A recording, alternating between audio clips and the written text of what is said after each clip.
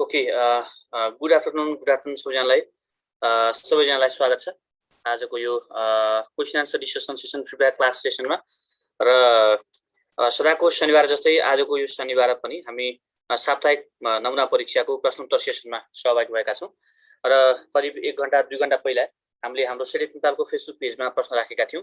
यो शिक्षा सेवाको तयारीमा जुटिरहनु भएका तपाईहरु सहभागीहरुका लागि शिक्षा सेवा प्रासको प्राविधिक सहायक पदको नमुना परीक्षा र त्यसको प्रश्नोत्तर सेसन, यसै गरिकन शिक्षक सेवा आयोगको मावि निमावि यसै गरी प्राथमिक तहको लागि तपाईहरु तयारीमा जुट्नु भएको छ।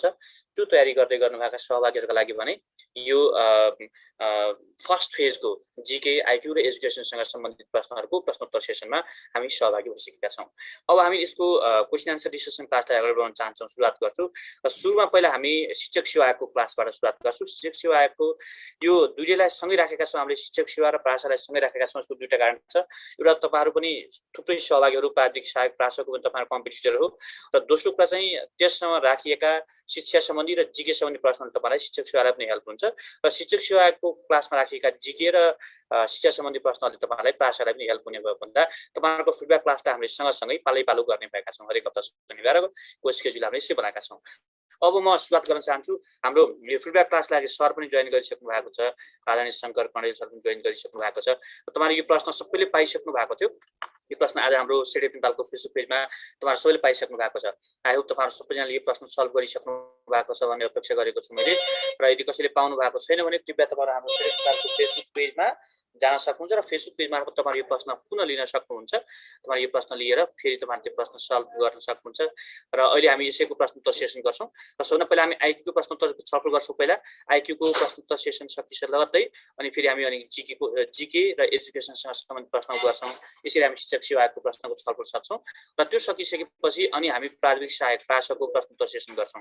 प्रासको प्रश्नोत्तर सेसनको लागि र यो शिक्षासँग सम्बन्धित प्रश्नको प्रश्नोत्तर सेसनको लागि आदरणीय दत्तात्रेय दाहाल सर जोडिनु हुनेछ र तपाईहरुले तपाईलाई केही थप सहयोग गर्नुहुन्छ यी ती प्रश्नहरूको प्रश्नोत्तर सेसनमा। भने आईक्यू को लागि चाहिँ सदा जस्तै हाम्रो आईक्यू प्रशिक्षक आदरणीय शंकर कणेल सर जोडिनु भएको छ र शंकर सर तपाईलाई यसमा गाइड गर्नुहुनेछ। यो जानकारी तपाईलाई गराए र यो प्रश्नहरु मैले तपाईलाई यहाँ देखाइरहेको छु। यो प्रश्न कारण चाहिँ तपाईहरु क्लास सकिसकेपछि भोलिपछि पुनः पनि एकचोटी हेर्नु पर्यो भने तपाईलाई प्रश्न एकचोटी सर हेर्ने र फेरि प्रश्नको उत्तर सुन्न सजिलो होस् भन्नको लागि मैले यो प्रश्नहरु यहाँ देखाइरहेको छु। यो रेकर्डका लागि तपाईलाई सजिलो होस् भन्नको लागि यो प्रश्न मैले यहाँ देखाएको हो र यसरी आईक्यू र जीके गरिकन र शिक्षा सम्बन्धी प्रश्न, सूचना सञ्चार प्रविधि यो आईटी इन्फर्मेसन टेक्नोलोजीसँग सम्बन्धित प्रश्नहरु, यसै गरिकन संविधानमा कानुन र शिक्षा ऐन नियमावलीसँग सम्बन्धित प्रश्नहरुबाट यसरी हामीले 50 वटा प्रश्न गरिकन हामीले शिक्षक सेवाको मावि निमावि र प्रावि तहको लागि यो प्रश्न तपाईलाई दिएका थियौं। आई होप तपाईहरु सबैले सल्भ गर्नुभएको छ भन्ने अपेक्षा गरेका छु मैले। र अब भने म यसलाई ढिला नगरिकन सर पनि जोडिसक्नु भएको हुनाले म सरलाई अनुरोध गर्छु। नमस्कार सर, गुड आफ्टरनुन। नमस्कार सर। नमस्कार। अब हामी सुरु गर्नुपर्छ लाग्यो हजुर। Thank you sir. हुन्छ सर। र यो सँगसँगै तपाईहरुलाई जानकारी बीचमा गराइहालौं कि हामीले भोलि बेलुका 5:30 बजे हामीले हाम्रो विषयगत प्रश्न क्लासको र हामीले भोलि ओरिएन्टेसन क्लास राखेका छौं र तपाईहरु सबैजना सहभागीहरु भोलि त्यसमा पनि जोड्न सक्नुहुन्छ। भोलि बेलुका 5:30 बजे हाम्रो त्यसको ओरिएन्टेसन क्लास अन्तर्क्रिया बृहत अन्तर्क्रिया कक्षा छ। तपाईहरु शिक्षक सेवाको तमाम सहभागीहरु चाहिँ विषयगत क्लासको अन्तर्क्रियाका लागि भोलि बेलुका जोड्न सक्नुहुनेछ। मैले यति जानकारी गराए। प्लिज अब सरलाई म अनुरोध गरिहाल्छु। अब आजको आईक्यू को क्वेशन आन्सर डिस्कसनलाई अगाडि बढाइदिन अनुरोध गरेछु मैले। Thank you sir. हुन्छ सर। सबैलाई नमस्ते, नमस्कार। सबै कुरा सरले भनिसक्नु भएको छ।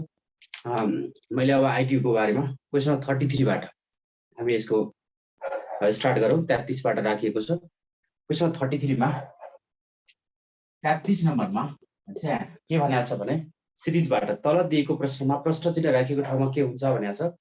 यसमा KM5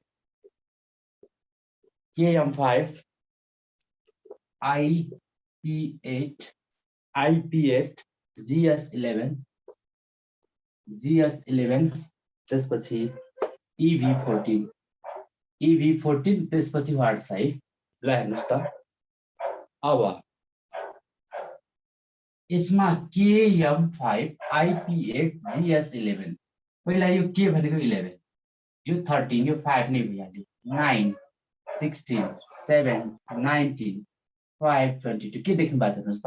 फर्स्टमा 9 11 बाट 9 2 ले घट्यो, फेरि 2 ले घट्यो, यसमा फेरि 2 ले घट्यो, त्यसपछि 5 मा अब 2 ले घट्ने पालो 5 मा 2 कमाउँदा के हुन्छ 3 हुन्छ है 3 भनेको सी सी चाहियो सी भएको अप्सन दुईटा रहेछ सेकेन्ड पनि हेर्नु पर्यो 13 मा 3 बढ्यो +3 16 +3 19 19 3 22 23 2 + 3 गर्दा के आउँछ 25 25 भनेको y हो सी y सी पछि y पनि दुईटा नै रहेछ सबै गर्नुपर्ने भयो है त्यसो भए के छ 5 मा 3 जोड्यो भने 8 8 3 11 11 3 14 14 मा पनि 3 जोड्नुस् है अब पालो सिक्वेन्स +3 को 14 + 3 17 CY 17 भेरी गुड ए भन्नुभएको छ धेरैले thank you everyone option A is the correct answer next 34 मा करेस्पोन्डिङमा हेरे लेटरको आफ्नो भ्यालु राखे र त्यसपछि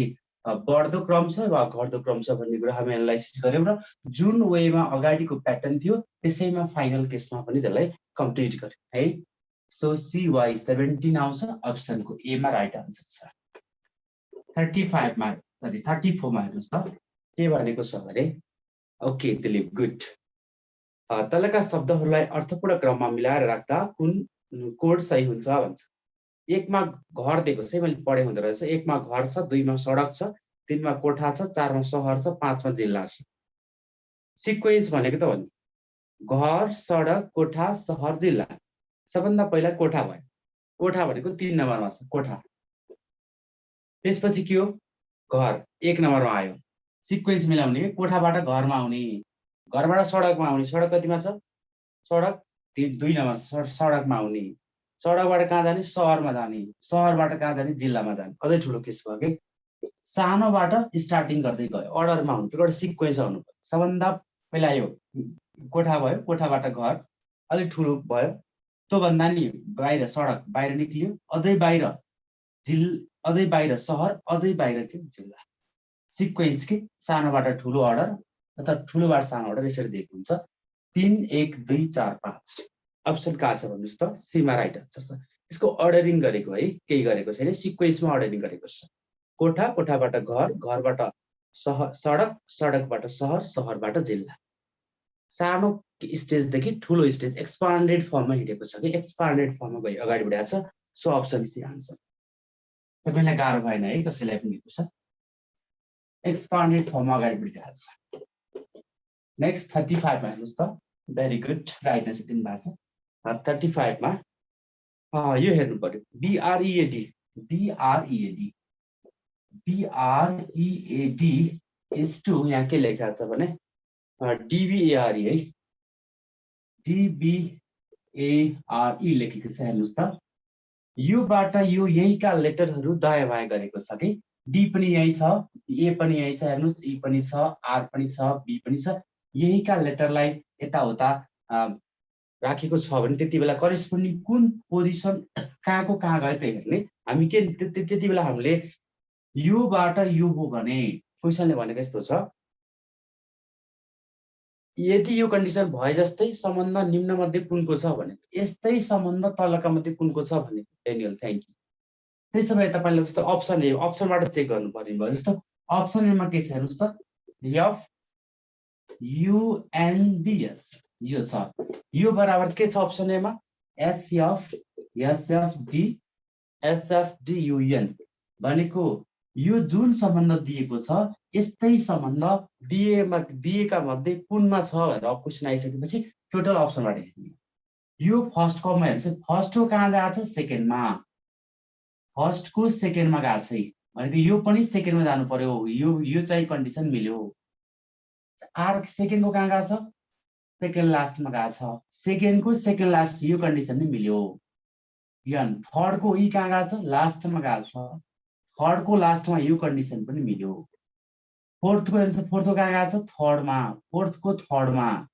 फोर्थको थर्डमा यो कन्डिसन नै मिल्यो त्यसो त फाइनल्ली लास्टको फर्स्टमा एभ्री कन्डिसन के भयो satisfied by option A so exactly given कन्डिसनलाई होल्ड गर्ने option A is the correct answer बुझ्नुभयो यो यहाँ हामीलाई फर्स्टबाट सेकेन्डमा लेटरहरू जुन पोजिसनमा शिफ्ट भए त्यही अर्डरमा त्यही सिस्टममा शिफ्टिङ भएको अप्सन ए रहेछ त्यही आन्सर यसरी चेक गर्नुहोस् यस्तो खालको क्वेसन तपाईहरुले जान्नुपर्ने हुन्छ है। यो नार्समा 2074 मा सोधेको क्वेसन हो लोकसेवा आयोगमा त्यही question. Option A right answer. नेक्स्टमा हेर्नुस् 36 मा। ल यदि बुझ्नु हुँदैन कहिलेकाहीँ झुक्किन्छ त्यस्तो भयो भने कमेन्ट गर्दै हाल्नुपर्छ है तपाईहरुले। मैले धेरै एकछिन राखिरहेको छु नि, कसैले पछि भन्नुहुन्छ गएर। 36 मा कुनै एउटा कक्षामा 49 जना विद्यार्थीहरुमा छात्रा र छात्राको अनुपात 4:3 छ। जम्मा विद्यार्थी 49, छात्रा र छात्राको अनुपात 4:3 छ। 4:3 छ। राइट एन्सर दिनुभयो शान्त जयन्ती, गुड, थ्याङ्क यू। अनि जम्मा 49 जना छन्। 49 जनामा छात्रा र छात्रा जुन यो कन्डिसनमा छ भने छात्रा कसरी निकाल्ने भन्नुस् त। छात्रा भनेको त 4 भाग हो नि त। 4 भाग जम्मा कतिमा 4 + 3 टोटल 7 भागमा 49 जनाको, ठीक छ। 7 7 जा 7 चौको 28 जना छात्रा छन्, ठीक छ। Very good Bhim. त्यसो भए छात्र कति छन् त भने 4 भाग छात्रा 3 भाग छात्रा। 3 भाग कति भागमा 3 + 4 7 भागमा कति जनाको 49 जनाको। 7 7 49 7 × 21 जना हुन्छ। होइन भने तपाईले सिम्पली एउटा 49 बाट 28 घटाए हुन्छ आइयो।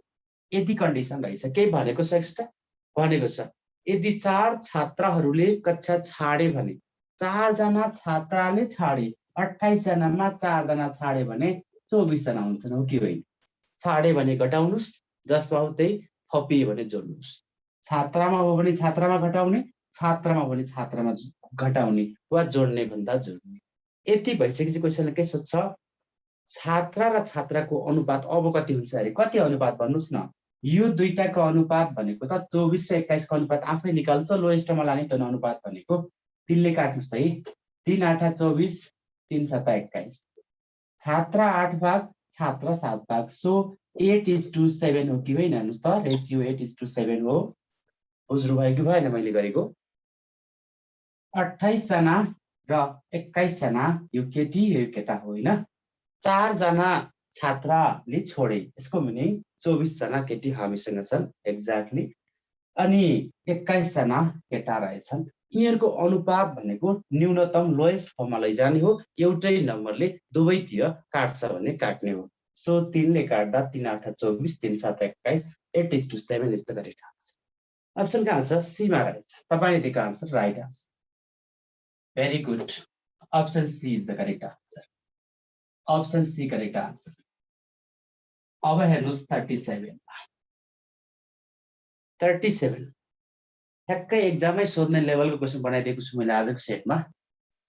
37 मा ल मिलाउनु पनि भएको छ धेरैले, खुसी लाग्छ। तल दिएको प्रश्न चिन्ह राखेको ठाउँमा के हुन्छ भन्छ। 37 मा हेर्नुस् है। Very good. F is to 216 then L is to what? यो क्वेसन गरेको छ। F बाट 216 आउँछ भने L बाट के भन्ने क्वेसन हो। यसमा F भनेको 6 हो। 6 बाट 216 भनेको एउटा क्युब नम्बर हो कि होइन। पहिलो पटक तपाईलाई एटलिस्ट 15 सम्मको क्युब नम्बर र 20 सम्मको स्क्वायर नम्बर चाहिँ 20 सम्मको वर्ग संख्या जान्नु नै पर्छ। Thank you. यो 6 भनेको टिचरको 6 को क्युब हो।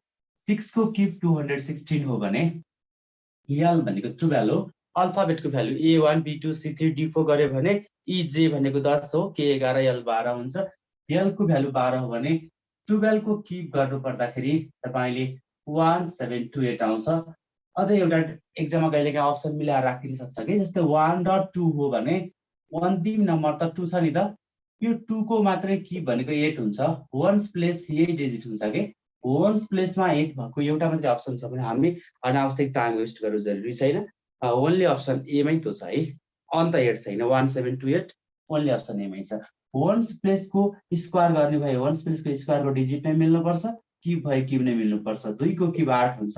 8 भएको अरु पनि अप्सन रहेछ भने त हामी यो गर्नु नै पर्छ। होइन भने हामीलाई यदि त्यस्तो रहेनछ भने त छिटो त भएन हैन। ल okay very good. 38 exactly right answer हो। डी भन्नुभएको छ। Very good.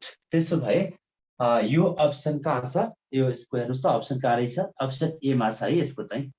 अप्सन ए मा छ 37 को ओके 37 को आन्सर अप्सन ए मा छ क्युब गरेको छ अल्फाबेटको जुन भ्यालु छ त्यसैलाई क्युब गर्यो अगाडिको कन्डिसनमा भने पछाडिबाट हामीले यो त रुल हो यसबाट जुन नियम छ त्यो नियम यहाँ एप्लाई गर्ने सिस्टम हो यो नियमलाई हामीले यहाँ के गर्यौं जस्ताको त्यस्तै एप्लाई गर्यौं अब 38 मा हेर्नुस् त 38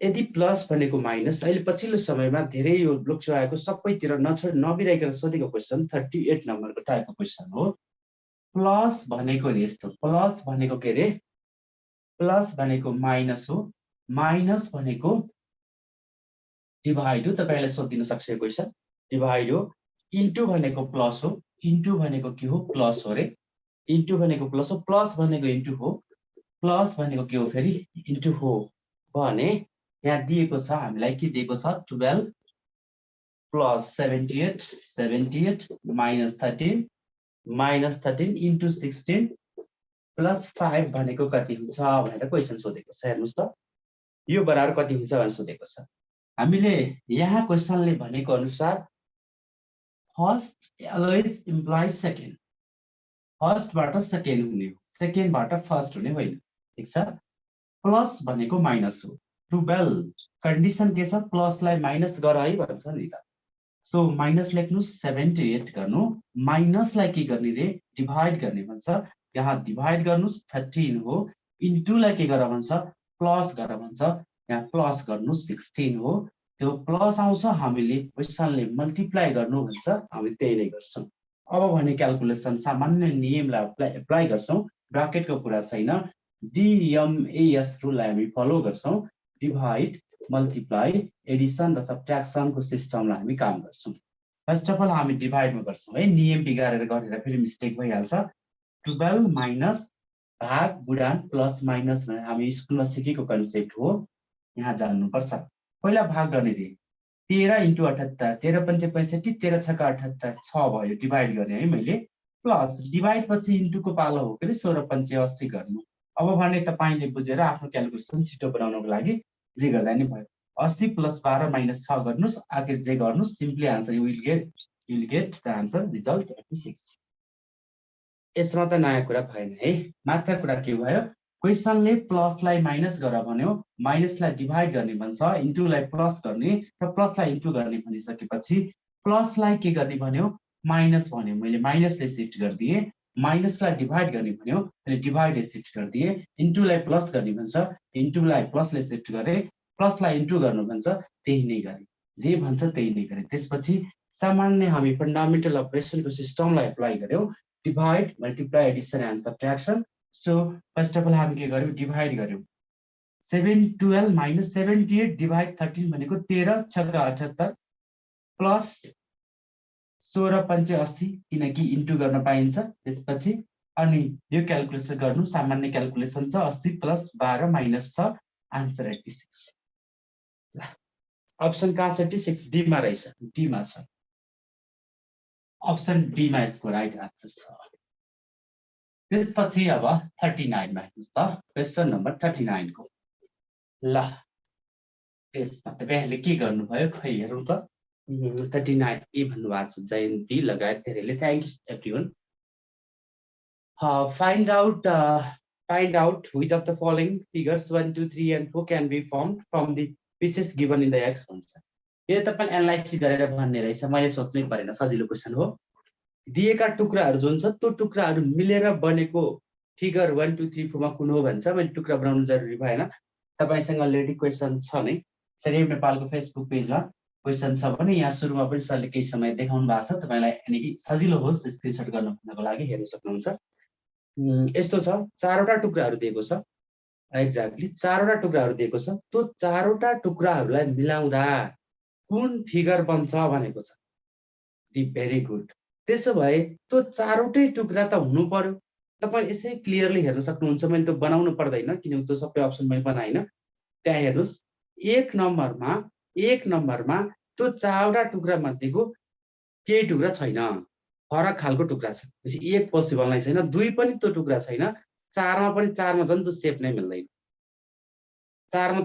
मिल्दैन क्लियरली 3 नम्बरमा छ सबै टुक्राहरू मिल्ने खालको 3 नम्बरमा छ तपाईले दिएको आन्सर त्यही नै 4वटा टुक्रा दिएको छ त्यो टुक्रा मिलेर बनेको भनेको 3 नम्बर मात्रै हो 1 2 र 4 मा त्यो अप्सन छैन 3 नम्बरमा छ 3 भनेको सी मात्रै चित्रको 3 हो अप्सनको सी मा छ अप्सन सी मा छ तपाईले चित्र हेर्ने बित्तिकै सक्नुहुन्छ यो अप्सन बनाउन त अनावश्यक टाइम लाग्ने भएर मैले युज गरिन 4वटा टुक्रा छ क्वेशन मैले त्यहाँ हेर्नु होला त्यो टुक्रालाई बनाएर कुन विकल्प बन्छ भन्दा त्यो टुक्राहरू सबै हुनु पर्यो त्यो सबै टुक्रा भएको ओन्ली अप्सन सी मा छ ती 3 नम्बरको चित्रमा छ हेर्ने बित्तिकै बुझिन्छ कुनै डाउट छैन त्यो हेर्नु होला है ल ओके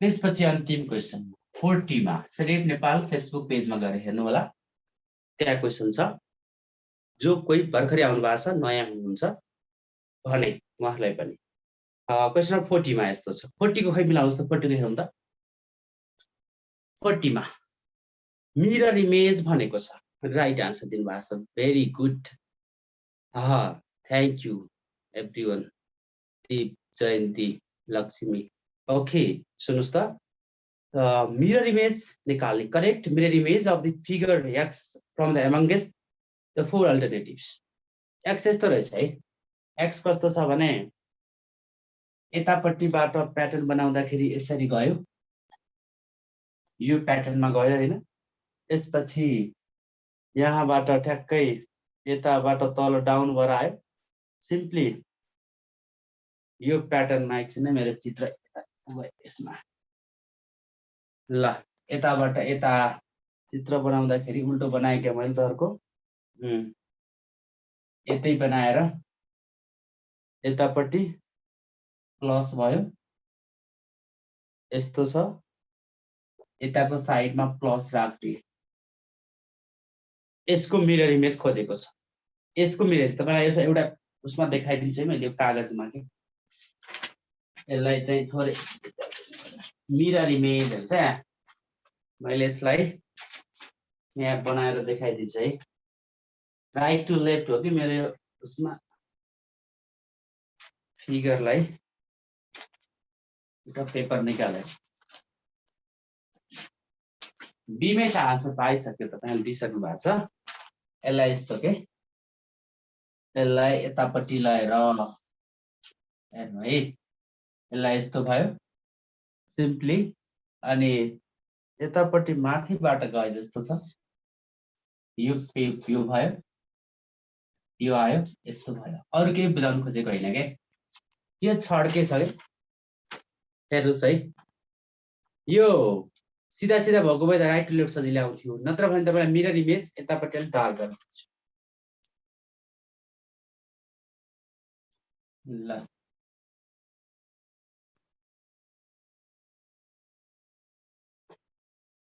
राइट टु लेफ्ट भनेको यति मात्रै बुझ्नु के जस्तो तपाईको यो चित्र जुन छ नि यो फिगर छ यसलाई तपाईले यसरी यता ल्याउनु त हो कि होइन यताको चित्रलाई यतापट्टि ल्याउने हो भनेको त्यहाँ भएको चित्रलाई यसरी बनेको चित्रलाई हामीले के गर्नु पर्यो यता भएको चित्रलाई यतापट्टि पार्न पल्टाएर हेर्नु जे देखिन्छ त्यो नै आन्सर हुन्छ यता भएको चित्रलाई यता हेर्दा जे देखिन्छ त्यो नै आन्सर हुन्छ त्यो भनेको तपाईले यहाँ देख्न सक्नुहुन्छ यहाँ भएको चित्र माथिको प्लस चाहिँ यतापट्टि आउँदाखेरि क्लियरली कहाँ छ हेर्नुस् त चित्र नम्बर 2 मा मात्रै छ त्यहाँ हेर्नु होला तपाईसँग फिगर कतिसँग छ यसलाई यहाँ यो बनाइसकेपछि यो राइटमा भएको फिगरलाई यसरी पार्न पल्टाउँदाखेरि जे देख्नुहुन्छ त्यो आकृति नै के हो मिरर इमेज हो त्यो भनेको अप्सनमा तपाईले देख्नुहुन्छ चित्र नम्बर 2 मा छ एक्स भन्ने चित्रमा दिएको अप्सन बी मा छ यसमा मैले तपाईले नयाँ हुन्छ भनेर यसरी गरिदिएको यसरी दिएको भए सजिलो हुन्छ के जस्तो तपाईलाई यस्तो टाइपको क्वेशन नभइदिएर सिम्पली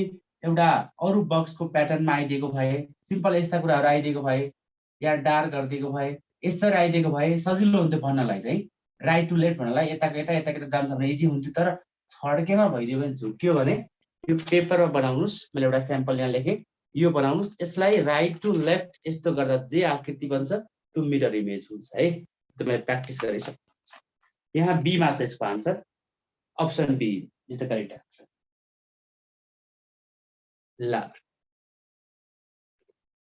अब 39 को भन्नुभएको छ 39 को मा त के रहेछ र 39 को त 39 को मा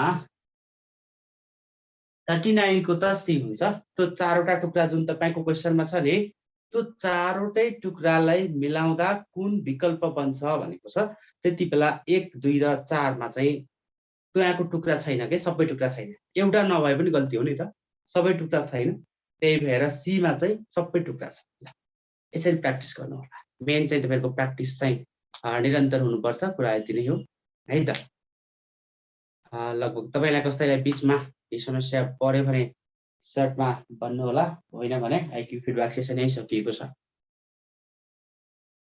okay thank you sir thank you so much अब उहाँलाई कुनै यी प्रश्नमध्येमा कुनै त्यस्तो कन्फ्युजन भयो भने कृपया तपाईले यो भिडियो रेकर्डेड भिडियो भएको हुँदा भने पुनः अनि हाम्रो सेडिफ नेपालको फेसबुक पेज तथा युट्युब च्यानलमा यसको लिंक मा लाइभ गरेका छौं हामी त्यसमा जोड्न सक्नुहुन्छ Shankar sir thank you so much सरलाई धन्यवाद sir thank you sir thank you Madhav sir thank you so much सरलाई पनि ओके अब सरलाई धन्यवाद दिँदै अब चाहिँ भने म एजुकेसनसँग सम्बन्धित प्रश्नको प्रश्नोत्तर सेसनको लागि र यो क्वेशन आन्सर डिस्कसन क्लासको लागि फेरि म अनुरोध गरे आदरणीय दत्तात्रेय दयाल सर जोडिसक्नु भएको छ यसमा नमस्कार हजुर हेलो नमस्कार नमस्कार हजुर नमस्कार श्रीमान अब हामीलाई मैले अनुरोध गरे हजुर म यहाँ प्रश्नहरू पनि देखाउँदै जान्छु र सर त्यो अनुसार चाहिँ यसो एक्सप्लेनेसन पहिला मैले शिक्षक सेवाको बाट सुरुवात गर्न चाहे हजुर सामान्य ज्ञानबाट हजुर हजुर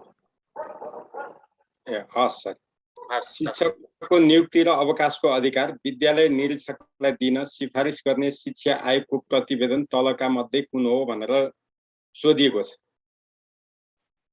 हामीले सुरुमा यो सिफारिस गर्ने भने चाहिँ हामीले 2011 मा पढ्नुपर्छ 2011 मा भनेको कारण के हो भनेदेखि त्यति बेला शिक्षक नियुक्ति गर्ने चाहिँ शिक्षा विभागको डाइरेक्टरले मात्रै सक्थ्यो तर पछि के गर्यो भनेदेखि त्यति बेला स्कुलहरू भटाभट इस्टाब्लिस हुने र शिक्षा मन्त्रालय 7 सालमा बन्यो त्यो स्ट्रक्चर अनुसार नियुक्ति गर्नुपर्छ भनेर त्यो सरदार रुद्रराज पाण्डेको नेतृत्वमा भएको जुन प्रतिवेदन थियो 2011 को त्यसले चाहिँ विद्यालय निरीक्षकलाई नै नियुक्ति के अरे शिक्षकलाई नियुक्ति गर्ने दिनुपर्छ भनेर भनेको है 2011। अब अर्को प्रश्न छ शिक्षा योजना 2028 कति चरणमा लागू गरिएको थियो शिक्षा योजना 2028 कति चरणमा लागू गरिएको थियो भनेर सुरेशजीले ठिक भन्नुभयो यो 3 चरणमा हो हामी किन झुकिन्छौँ भने 5 पटक गरेर लागू भएको छ पटक चाहिँ फ्रिक्वेन्सीको कुरा गर्ने भने 5 पटक हो तर फेजको कुरा गर्ने हो भने 3 चोटिमा गरेको छ एउटा भनेको चाहिँ पाइलटिङ फेज जसलाई परीक्षण चरण भन्छौं त्यो परीक्षण चरणमा जम्मा 13 प्लस 2 टा जिल्ला थिए मधुसूदनजी तपाईको आन्सर ठीक छ त्यसपछि अर्को प्रयोगात्मक चरण भनेर भनेको थियो त्यसरी गर्दाखेरि जम्मा 3 टा चरणमा मात्रै लागू भएको है यसको सही आन्सर हो 3 अनि अर्को छ राष्ट्रिय शिक्षा आयोग 2047 मा गठन हुँदादेखि प्रतिवेदन बुझाउँदासम्म कति जना अध्यक्षले काम गर्ने अवसर पाएका थिए यसको सही जवाफ हो 3 जना यसको सही जवाफ हो 3 जना त्यस्तै राष्ट्रिय शिक्षा आयोगको प्रतिवेदन 2049 ले राष्ट्रिय बजेटको कति प्रतिशत बजेट शिक्षा क्षेत्रमा विनियोजन गर्न सिफारिस गरेको थियो भन्दा 49 को प्रतिवेदनले हरेक वर्ष अर्थमन्त्रीले प्रस्तुत गर्ने जुन बजेट भाषण हुन्छ त्यहाँ प्रस्तुत गरिने बजेटको कति प्रतिशत हिस्सा चाहिँ शिक्षा क्षेत्रमा छुट्याइनु पर्छ भनेको थियो यसमा 15% हो यसमा सी 15% बजेट छुट्याउनु पर्छ भनेको थियो त्यति बेला अब त्यसपछि अर्को प्रश्न छ शिक्षाका राष्ट्रिय उद्देश्य 7 वटा निर्धारण गर्न सिफारिस गर्ने शिक्षा आयोगको प्रतिवेदन कुन हो त यो त सबैलाई थाहा छ धन्यवाद सुरक्षा डुम्रेजी तपाईको आन्सर ठीक छ प्रतिवेदन 2049 हो डी को आन्सर हो है यो आन्सर डी अब अर्को प्रश्न छ, नेपालका सबै सामुदायिक विद्यालयहरूमा कुन शैक्षिक सत्रबाट कक्षा 1 देखि नै अंग्रेजी विषयलाई अनिवार्य बनाउन थालिएको? अंग्रेजी विषयलाई अनिवार्य बनाउन थालेको विक्रम सम्वत 2060 सालदेखि। अब अर्को छ, सेती परियोजनाबाट नेपालमा स्रोत केन्द्रको अवधारणा ल्याइएकोमा कहिलेदेखि यसलाई खारिज गरियो? सबैलाई कण्ठ छ ल, धन्यवाद। यसको सही आन्सर हो बी, 75/11/3। अब अर्को छ, उदार कक्षोन्नति नीति कहिलेबाट अवलम्बन गरिएको? उदार कक्षोन्नति नीति कहिलेबाट अवलम्बन गरिएको हो त भन्दा? यसको सही जवाफ के हो लु भन्नु साथी? यसको सही जवाफ हो 2062। 62 में उदार कक्षोन्नति नीति आएको थियो। 63 में राष्ट्रिय पाठ्यक्रम प्रारूप आयो। त्यो हो कुरो। विद्यालय सुधार योजनाको गुणस्तर परीक्षण गर्ने पदीय दायित्व कसको? विद्यालय सुधार योजनाको गुणस्तर परीक्षण गर्ने पदीय दायित्व कसको त? कसले गर्छ? यसको सही जवाफ हो विद्यालय निरीक्षक। विद्यालयले बनाउँदै आएको विद्यालय सुधार योजना एसआईपी गुणस्तरीय छ कि छैन त भनेर जाँच्ने परीक्षण गर्ने काम विद्यालय निरीक्षकको। अब अर्को प्रश्न सोधेको छ, नेपालका सबै प्रकारका विद्यालयमा अनिवार्य रूपमा तर्जुमा गर्नुपर्ने प्रावधान रहेको विद्यालय सुधार योजनाले मूलतः तलका मध्ये कुन पक्षमा जोड दिएको पाइन्छ? शैक्षिक गुणस्तर, शिक्षामा पहुँच, पूर्वाधार विकास, सिकाइ वातावरण निर्माण। यसको सही जवाफ हो शैक्षिक गुणस्तर साथी। यसको सही जवाफ हो शैक्षिक गुणस्तर निर्माणमा मात्रै यसले विशेष फोकस गरेको छ। अब यहाँनेरि अर्को प्रश्न छ, कक्षा 1 मा अध्ययन गर्ने बालबालिकालाई वर्ण चिनारी गराउँदा वर्णहरूको क्रम अदल बदल गर्दा पनि सही रूपले वर्ण चिन्ने कार्यलाई सिकाइ मान्ने सिद्धान्त कुन हो? शास्त्रीय सिकाइ सिद्धान्त, प्रयत्न र भूल सिकाइ सिद्धान्त, त्यसपछि कार्यपरक सिकाइ सिद्धान्त, अन्तर्दृष्टि सिकाइ सिद्धान्त। यो त सबै साथीहरूले मिलाउनु भयो। कार्यपरक सिकाइ सिद्धान्त म्यानिपुलेसनको कुरा गरेको छ। शास्त्रीय सिकाइ सिद्धान्तले चाहिँ त्यस्तो कुरो गरेको छैन। त्यो चाहिँ मान्छेले झुकिएर पनि मिलाउन सक्छ भनेको थियो। तर कार्यपरकले चाहिँ म्यानिपुलेसन गर्दा पनि यदि उसले सिक्छ भने चाहिँ त्यो सिकाइ हो भन्ने हिसाबले ल्याएको हो। अब यहाँनेरि अर्को छ, तलका मध्ये सिकाइको अपवादमा कुन पर्दछ? यहाँ प्रश्न चाहिँ के हो भने तलका मध्ये सिकाइको अपवादमा कुन पर्दैन हो प्रश्न चाहिँ। तर प्रश्न त ठिकै छ, यसलाई हेरौँ, अर्को हिसाबले हेर्दा पनि हुन्छ।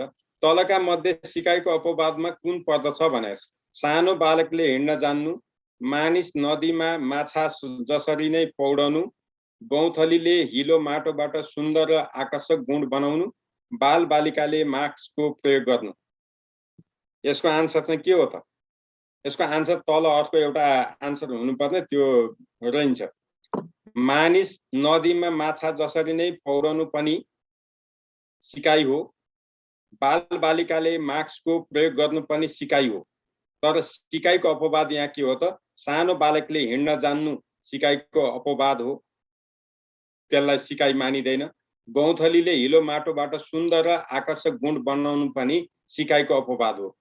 ए र सी चाहिँ सिकाइको अपवाद हो। यहाँ भन्दा मुनि अर्को आन्सर थियो, यहाँ आन्सर मिसिङ भएको छ है साथी। तपाईहरुले कुरो बुझ्नुस्। सिकाइको अपवाद भनेको यहाँ सानो बालकले हिँड्न जान्नु पनि सिकाइको अपवाद हो। गौँथलीले हिलो माटोबाट सुन्दर र आकर्षक गुण बनाउनु पनि सिकाइको अपवाद हो। मानिस नदीमा माछा जसरी नै पौडनु यो चाहिँ सिकाइ हो। बाल बालिकाले मास्कको प्रयोग गर्नु यो पनि सिकाइ हो। बी र डी सिकाइ हो, ए र सी अपवाद हो। ल अब त्यसपछि अर्को छ 13 मा जोडा मिलाउने manipulation, spontaneous recovery, problem solving method, perception.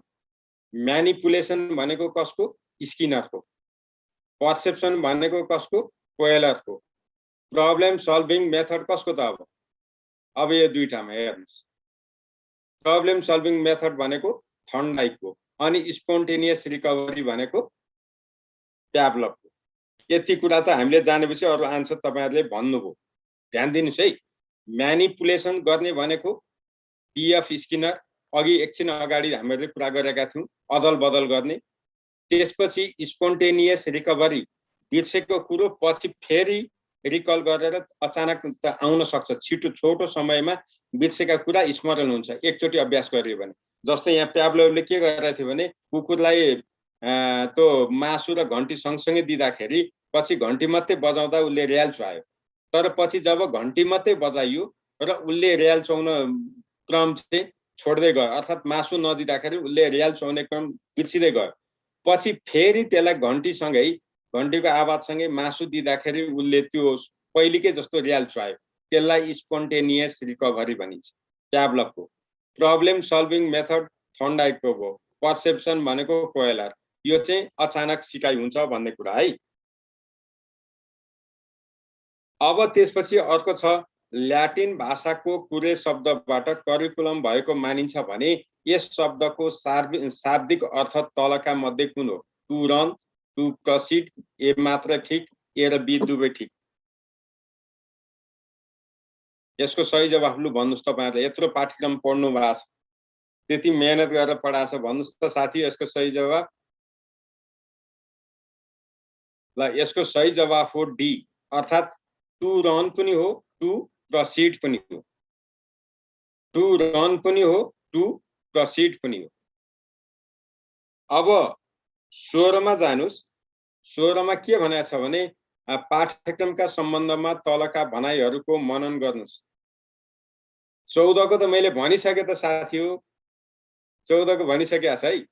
पाठ्यक्रमका सम्बन्धमा तलका भनाइहरूको मनन गर्नुस्। आशातीत सिकाइ उपलब्धिहरूको क्रमबद्ध रूप नै पाठ्यक्रम हो। शिक्षाको लक्ष्य हासिल गर्न बनाइएको शैक्षिक कार्यक्रमलाई पाठ्यक्रम भनिन्छ। मानव जातिका सम्पूर्ण ज्ञान तथा अनुभवको सार नै पाठ्यक्रम हो। माथिका सबै। 16 को आन्सर के हुन्छ त? धन्यवाद शान्ता मोक्तानजी, मिलेको छ। सुरक्षाजीले पनि सही भन्नुभयो, डी माथिका सबै। अब 17 मा हेर्नुस्। पाठ्यक्रम निर्माणको सही क्रम कुन हो?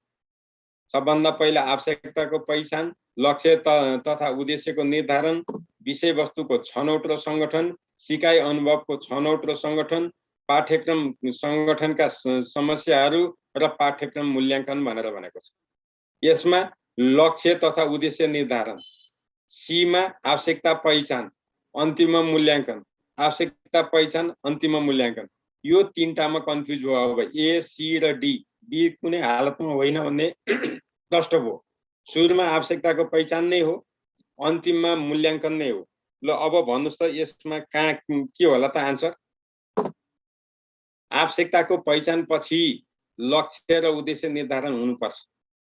अब यहाँ नेरी लक्ष्य र उद्देश्य यसमा पनि छ। यसमा सिकाइ अनुभवको छनौट पहिला ल्याएको छ, विषयवस्तुता लगेको छ, त्यही भएर यसको सही आन्सर ए। भीमजी तपाईलाई धन्यवाद, यसको सही जवाफ हो ए। अर्को छ राष्ट्रिय पाठ्यक्रम प्रारूप 2076 मा हालसम्म कति पटक संशोधन गरिएको छ?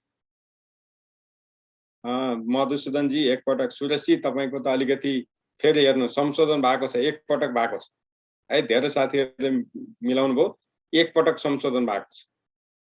यो संशोधन चाहिँ कसरी भएको हो भने सामाजिक विषय कि गणित विषय, गणितका टिचरहरूले आन्दोलन गरेर संशोधन गर्न बाध्य पारेका हुन्।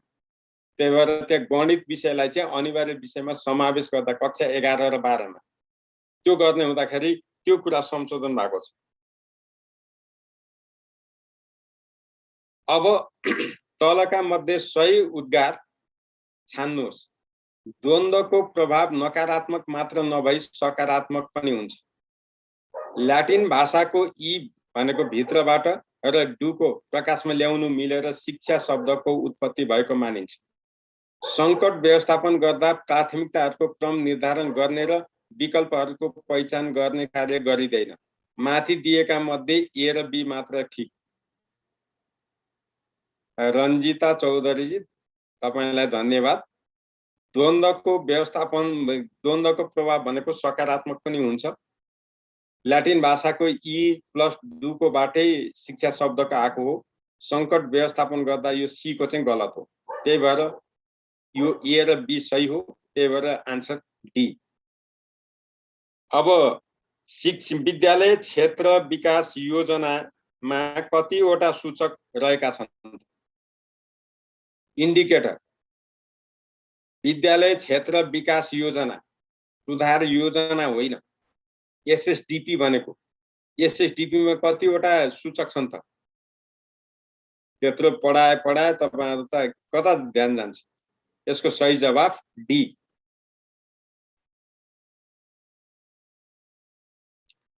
सही जवाफ डी है। अब एसएसआरपी ले शिक्षकको पेशागत वृत्ति विकासका लागि व्यवस्था गरेको 4 चरण वा तहको सही क्रम कुन हो?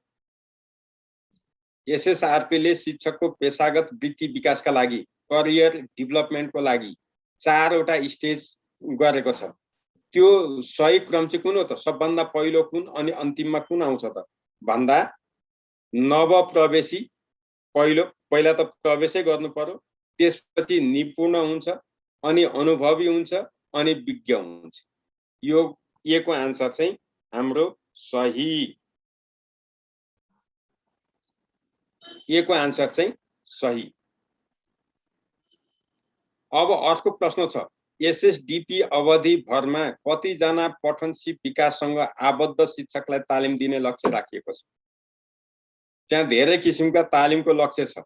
एसएसडीपी ले राष्ट्रिय पठन सिप विकास कार्यक्रम भनेको एनईजीआरपी त्यो विषय पढाउने नेपाली भाषाका शिक्षकलाई कक्षा 1 देखि 5 सम्मका शिक्षक जम्मा कति जनालाई त्यो योजना अवधि भरमा तालिम दिने लक्ष्य राखेको छ?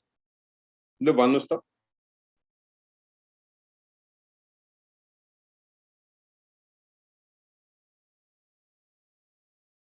जयन्ती जी धन्यवाद। यसको सही जवाफ हो डी है। यसको सही जवाफ हो डी। अब यसलाई सार्नु पर्यो फेरि।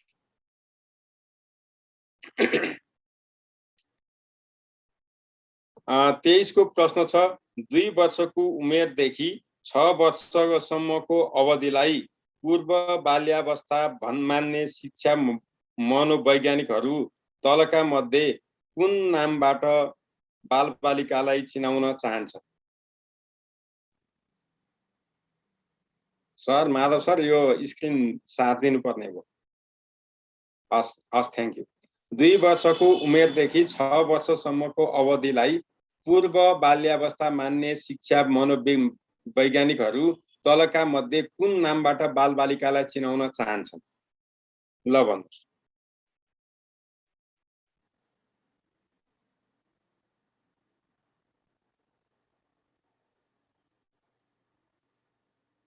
पूर्व बाल उमेर समूह खोजी गर्ने पनि हो, जिज्ञासु तथा नक्कल गर्ने उमेर समूह पनि हो। यो तीनटै हो, त्यही भएर माथिका सबै।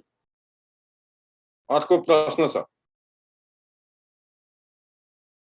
24 मा उत्तर बाल्यावस्थाका सिप कुन हो? बालकले अरूको सहयोग बिना खाना खाने, लुगा लगाउने, नुहाउने, शरीर सफा गर्ने जस्ता सिप जान्दछ। बालकहरू रुने, कराउने तथा हाउभाउको माध्यमलाई छाड्दछन्। पहिला रोएर कराएर खाना खाने बानी हुन्थ्यो नि, त्यो छाड्छन्, मागेरै खान्छन्। अब बाल बालिकाहरू गोप्य भाषा फाल्सी कुरामा साथीसँग कुरा गर्न सक्छन्। उत्तर बाल्यावस्थाका सिप कुन हो त भन्दा माथिका सबै। यो सबै सक्छन् है। डी 24 को डी। अब 25 मा छ। तपाईहरुलाई जाँचमा सोध्ने 1989 नोभेम्बर 20 मा हस्ताक्षर गरिएको बाल अधिकार सम्बन्धी घोषणा पत्र अनुसार बाल अधिकारको 4 स्तम्भमा नपर्ने तलका मध्ये कुन हो? रञ्जिताजीलाई धन्यवाद। बाल बचाउ पनि हो। जयन्तीजीलाई पनि धन्यवाद। भीमजीले फेरि प्रयत्न गर्नुस्। बाल बचाउ, बाल विकास, बाल सहभागिता र बाल संरक्षण यी 4वटा स्तम्भ हुन्। बाल बचाउ, बाल विकास, बाल सहभागिता र बाल संरक्षण यी 4वटा स्तम्भ हुन्। बाल शिक्षा स्तम्भ होइन, पिलरमा पर्दैन। त्यही भएर आन्सर चाहिँ डी भयो। अब अर्को छ अन्तरक्रियात्मक मल्टिमिडियालाई ठुला तथा दूर शिक्षाको कुन पुस्ता मानिन्छ? कुन पुस्ता मानिन्छ? यसको सही जवाफ हो 5औं पुस्ता। सी 26 को सी 5औं पुस्ता। ल लीलाजीलाई धन्यवाद है, लीला राईजीलाई। अब 27 हरेक वर्षको चैत 23 मा भरिने फ्ल्यास प्रतिवेदन दोस्रोको उत्पादक निकाय तलका मध्ये कुन हो? उत्पादक निकाय, उत्पादन गर्ने निकाय कुन हो? विद्यालय, स्थानीय तह, शिक्षा तथा सामान्य के अरे समन्वय एकाइ को हो त? कसले उत्पादन गर्छ? चैत 23 मा भरिने फ्ल्यास प्रतिवेदन दोस्रोको उत्पादक निकाय के हो? प्रोडक्ट गर्ने को हो? कसले प्रोडक्ट गर्छ? धन्यवाद जयन्तीजी। यसको सही जवाफ विद्यालय। विद्यालयले प्रोडक्ट नगरिकन कहाँबाट अरूले पाउँछ? त्यही भएर यसको सही जवाफ विद्यालय हो। अब 28 मा जानुस्। नेपालमा शिक्षा ऐन सर्वप्रथम कहिले जारी भएको थियो? ल यो त मैले भन्नु पर्दैन, सबैले कण्ठ गर्नुभएको छ, धन्यवाद। सही जवाफ बी। सुरक्षाजी कहाँ जानुभएको तपाईँ? पढ्ने बेलामा कहाँ हुनुहुन्थ्यो? यसको सही जवाफ बी। अब फेरि स्क्रिन सार्नु पर्ने भयो। ल अब 29 मा शिक्षा ऐन 2028 कति वर्ष लगाएर कार्यान्वयन गरिएको थियो? शिक्षा ऐन 2028 कति वर्ष लगाएर कार्यान्वयन गरिएको थियो भन्दा 5 वर्ष। यसको लागि के हेर्नु पर्दैन। नेपाली नागरिकका लागि व्यवस्था गरिएको शिक्षा सम्बन्धी हकमा तलका मध्ये कुन पर्दैन? यो भन्नुस्। नेपाली नागरिकका लागि व्यवस्था गरिएको शिक्षा सम्बन्धी हकमा तलका मध्ये कुन पर्दैन? 30 मा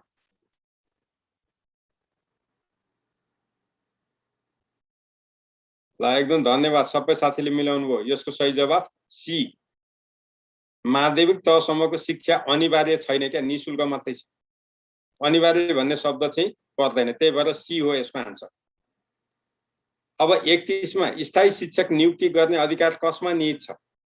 शिक्षक सेवा आयोग, शिक्षा विकास तथा समन्वय एकाइका प्रमुख, स्थानीय निकायका शिक्षा शाखा प्रमुख, जिल्ला शिक्षा समिति। शिक्षकको नियुक्ति कसले गर्दछ?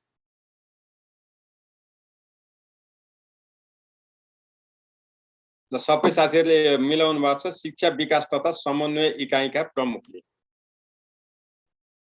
है। यो कुरा चाहिँ थाहा पाउनु पर्यो। शिक्षा विकास तथा समन्वय एकाइका प्रमुखले नियुक्ति गर्छ। शिक्षक सेवा आयोगले नियुक्तिको लागि सिफारिस मात्रै गर्दछ, त्यही भएर नझुक्किनुस्। अब अर्को प्रश्न हेर्नुस्। प्राथमिक शिक्षक द्वितीय श्रेणीले सेवाबाट अवकाश पाउँदा औषधि उपचार बापत कति रकम पाउने व्यवस्था शिक्षा नियमावलीले गरेको छ?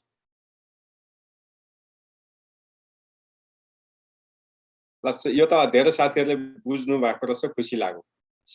रमेशजी तपाईको त अलिकति फेरि संशोधन गर्नु पर्यो। यसको सही जवाफ हो प्राथमिक शिक्षक द्वितीय श्रेणी भनेको निमावी तृतीय वा सोसर हुन्छ, त्यही भएर 18 महिनाको तलब बराबरको रकम पाउँदछ। सही जवाफ बी है। यसको सही जवाफ चाहिँ बी हो।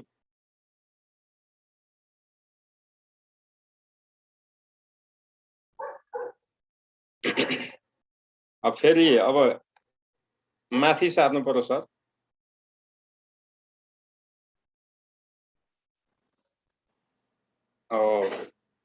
एमएस वर्डमा नयाँ प्याराग्राफ सुरु गर्न कुन की थिच्नु पर्दछ। टाइप गर्दै जाइन्छ नि, टाइप गर्दै गएपछि कुन की थिचेपछि यसको अनुच्छेद अथवा प्याराग्राफ चेन्ज हुन्छ। बी सबैलाई थाहा छ, यो त इन्टर थिच्न थिचिकिन त हुँदैन। एकदम धन्यवाद सबैलाई। ल सावित्राजीलाई धन्यवाद। शैक्षिक प्रविधिलाई प्रशिक्षणमा तलका मध्ये कुन रूपमा प्रयोग गरिँदैन?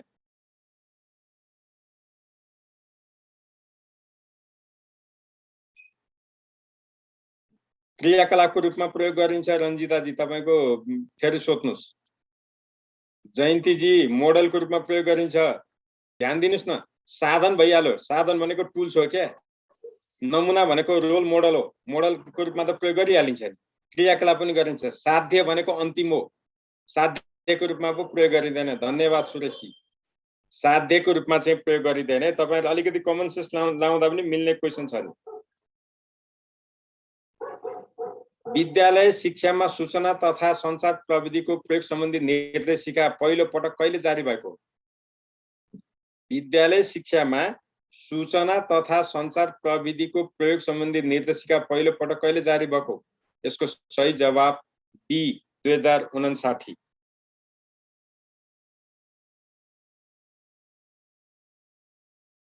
अब अर्को प्रश्न छ, शिक्षामा सूचना तथा सञ्चार प्रविधि प्रयोग व्यवस्थापन समितिमा को अध्यक्ष रहन्छ? शिक्षा मन्त्रालय शिक्षा सिस्टममा सूचना तथा सञ्चार प्रविधि प्रयोग सम्बन्धी व्यवस्थापन समिति छ। त्यो समितिमा अध्यक्ष को हुन्छ भनेको? त्यो समितिको अध्यक्ष चाहिँ को रहन्छ त? यसमा शिक्षा सचिव। धन्यवाद तपाईलाई सुरेशजी। शिक्षा सचिव रहन्छ। साइबर माध्यमको दुरुपयोग गरेर हुने गलत तथा गैर कानुनी क्रियालाई के भनिन्छ?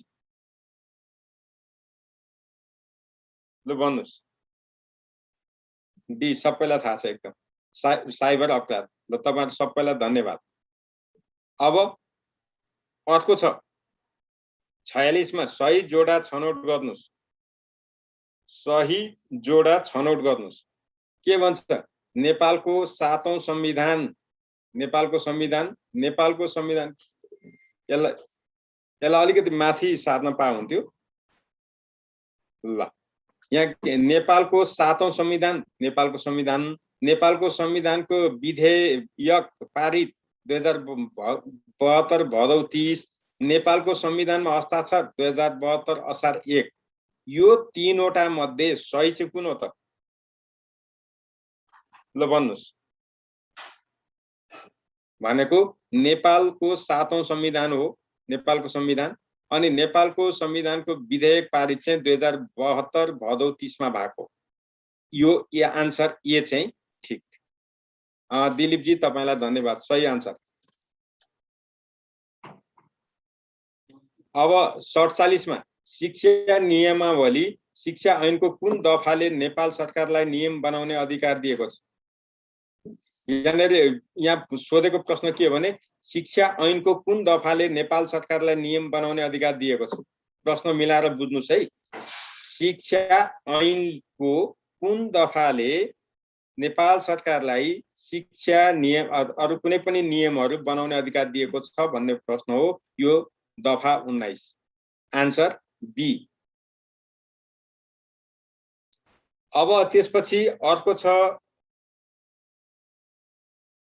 49 मा शिक्षक पदमा नियुक्तिका लागि सिफारिस गरिएको उम्मेदवारले नियुक्तिको सूचना प्रकाशित भएको वा सूचना पाएको मितिले कति दिनभित्र नियुक्ति लिनुपर्छ? ल धन्यवाद, सबैले मिलाउनुभयो 30 दिनभित्र। अर्को छ स्थानीय सरकार सञ्चालन ऐन 74 को कुन दफामा गाउँपालिका नगरपालिकाको शिक्षा सम्बन्धी अधिकारहरू उल्लेख छ? भन्नुस् त।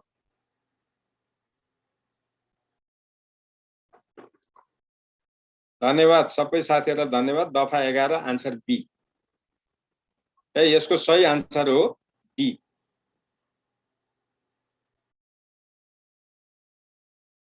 ल यहाँसम्म तपाईहरुले हेर्नुभयो। मलाई लाग्छ धेरै साथीहरुले कन्फिडेन्ससँग मिलाउनु भएको छ। 48 को बाँकी रहेछ नि त। विद्यालयको कामको सिलसिलामा मृत्यु हुने, यहाँनिर एउटा त भन्न बिर्सेको पो रहेछ।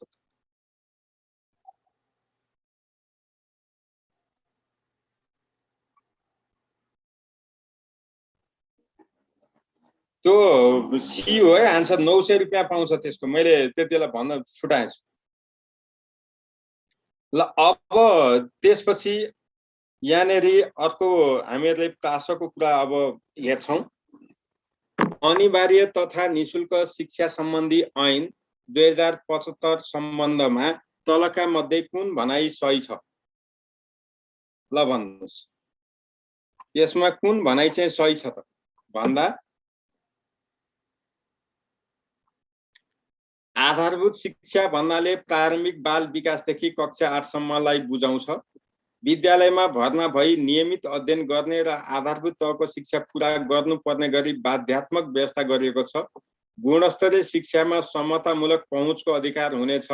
नेपालमा बसोबास गर्ने प्रत्येक नेपाली समुदायलाई मातृभाषामा शिक्षा प्राप्त गर्ने अधिकार हुनेछ। ल भन्नुहोस्, यी भनाइ, यी चारवटा भनाइ मध्ये कुन भनाइ सही छन् भन्ने कुरा गर्नुहोस्।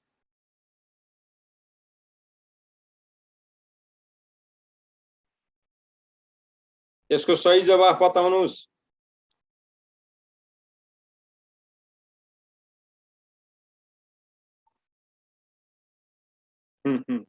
यसको सही जवाफ हो ख नम्बर। यसको सही जवाफ हो ख नम्बर। आधारभूत शिक्षा भन्नाले प्रारम्भिक बाल विकासदेखि कक्षा 8 सम्मलाई बुझाउँछ भनेर यसले भनेको छैन। यसले के भनेको छ? कक्षा 1 देखि कक्षा 8 सम्म भनेको छ। अनिवार्य तथा निशुल्क शिक्षा सम्बन्धी ऐन 2075 को कुरो गरेको हो नि त हामीले। त्यही भएर यहाँ झुकिन्छ भनेर यो क्वेसन राखेको। अब झुकिनु भएन। प्रश्न नम्बर 2, प्रत्येक नेपाली नागरिकलाई आधारभूत तहसम्मको शिक्षा प्रदान गर्ने दायित्व तलका मध्ये कसको?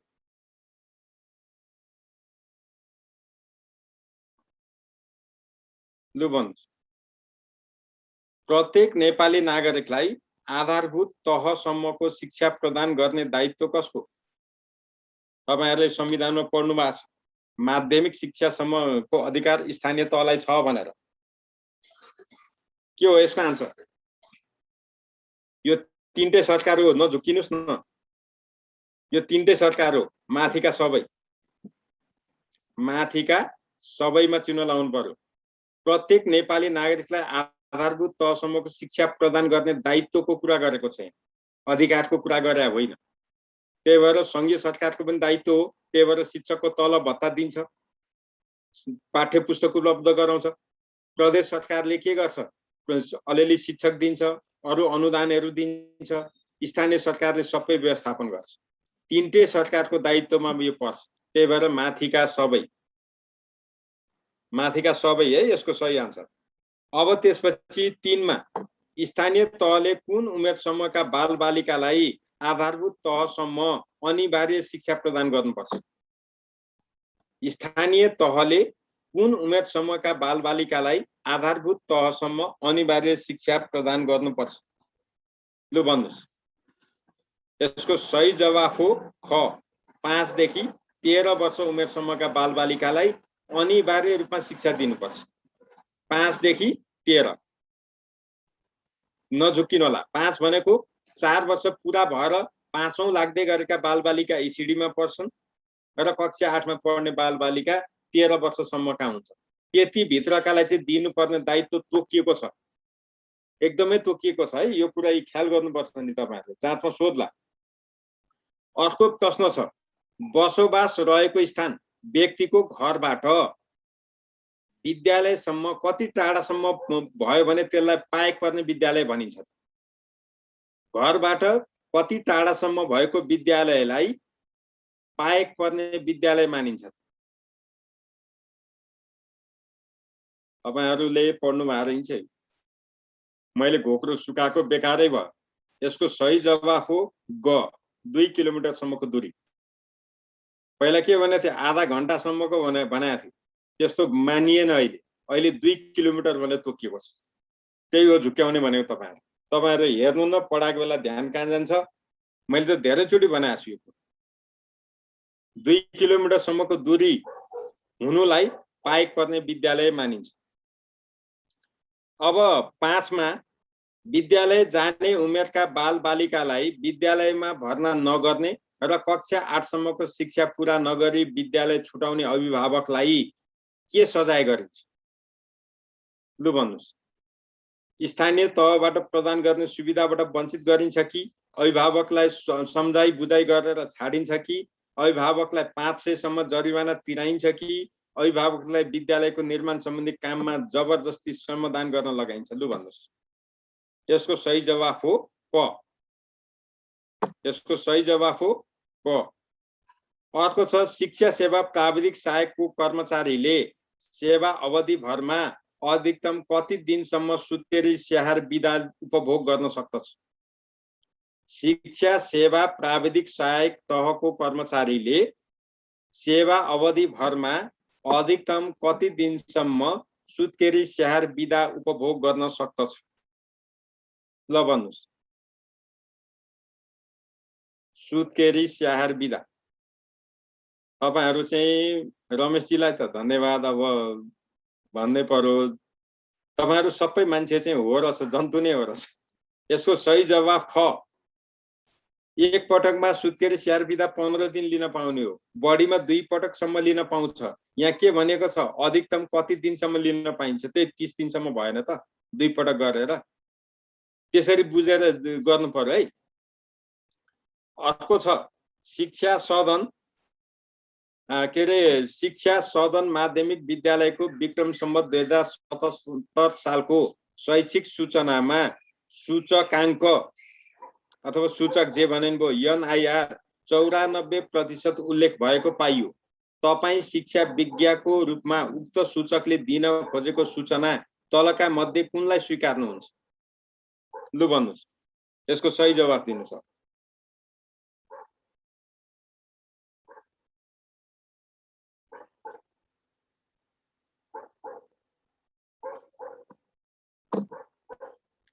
यसको सही यहाँ यसको के अप्सन छ भने कक्षा 1 मा विद्यालय सेवा क्षेत्रका 5 वर्ष उमेर पूरा भएका तर 6 वर्ष ननाघेका जम्मा बालबालिकाको संख्या मध्ये 77 सालमा 6% बालबालिका विद्यालयको सेवा प्राप्त गर्ने अवसरबाट वञ्चित भए।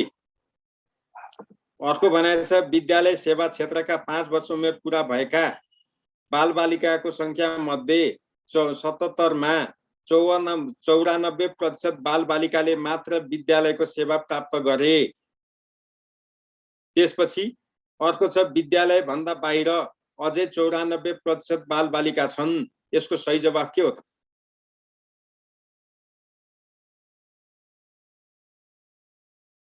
लु भन्नुस्। यसको सही जवाफ हो के हो यसको सही जवाफ? अघि एकजना साथीले त दिनुभएको थियो, मैले नाम पढ्ने बित्तिकै उहाँको गइहाल्यो। यसको सही जवाफ हो घ। क पनि ठीक, ख पनि ठीक, ग मात्रै गलत। दुई तरिकाबाट भनिएको छ। 94% एनआईआर भनेको के त? 94% ले मात्रै सुविधा लिए। अनि 94% भने के त? 6% बालबालिका चाहिँ अझै विद्यालय भन्दा बाहिर छ। त्यति त हो नि कुरो। त्यो दुईटै सही हो। ल अब 8 मा जाउँ। 8 मा के भन्छ भने विद्यालयमा अध्ययनरत बालबालिकालाई जुकाको औषधि खुवाउने मुख्य जिम्मेवार निकाय कुन हो? विद्यालयमा अध्ययनरत बालबालिकालाई जुकाको औषधि खुवाउने जिम्मेवार निकाय कुन हो? स्वास्थ्य सेवा विभाग, जनस्वास्थ्य महाशाखा, शिक्षा तथा मानव स्रोत विकास केन्द्र, स्थानीय तह। को यसको सही जवाफ ग। सही जवाफ हो ग है। 8 को ग।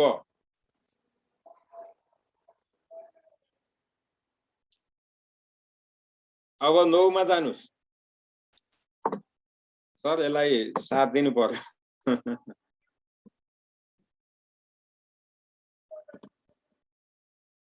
माधव सर यसलाई साथ दिनु पर्यो। हस्, थ्यांक यू। ल बहुकक्षा बहुस्तर कक्षा शिक्षण गर्दा विद्यार्थीलाई कति समूहमा राखिन्छ? यो त सबैले मिलाउनु हो। 4। यसको बारेमा मैले व्याख्या गर्दिन। जम्मा 4 वटा समूह राखिन्छ। 4 वटा टेबलमा राखेर सिकाउने हो। यसको 4 वटा ल्याडर एकदम ठीक छ। शिक्षक सेवा आयोगको अध्यक्षले कति वर्षको उमेरसम्म पदमा रही सेवा गर्न सक्दछ? लु भन्नुस्। अधिकतम उमेर 65 वर्ष। एकदम सही जवाफ है तपाईहरुको यो। धेरै साथीहरूले मिलाउनु भएको छ। हाल नेपालमा सञ्चालनमा रहेको साक्षरता शिक्षाको पाठ्यक्रम कसले स्वीकृत गर्दछ?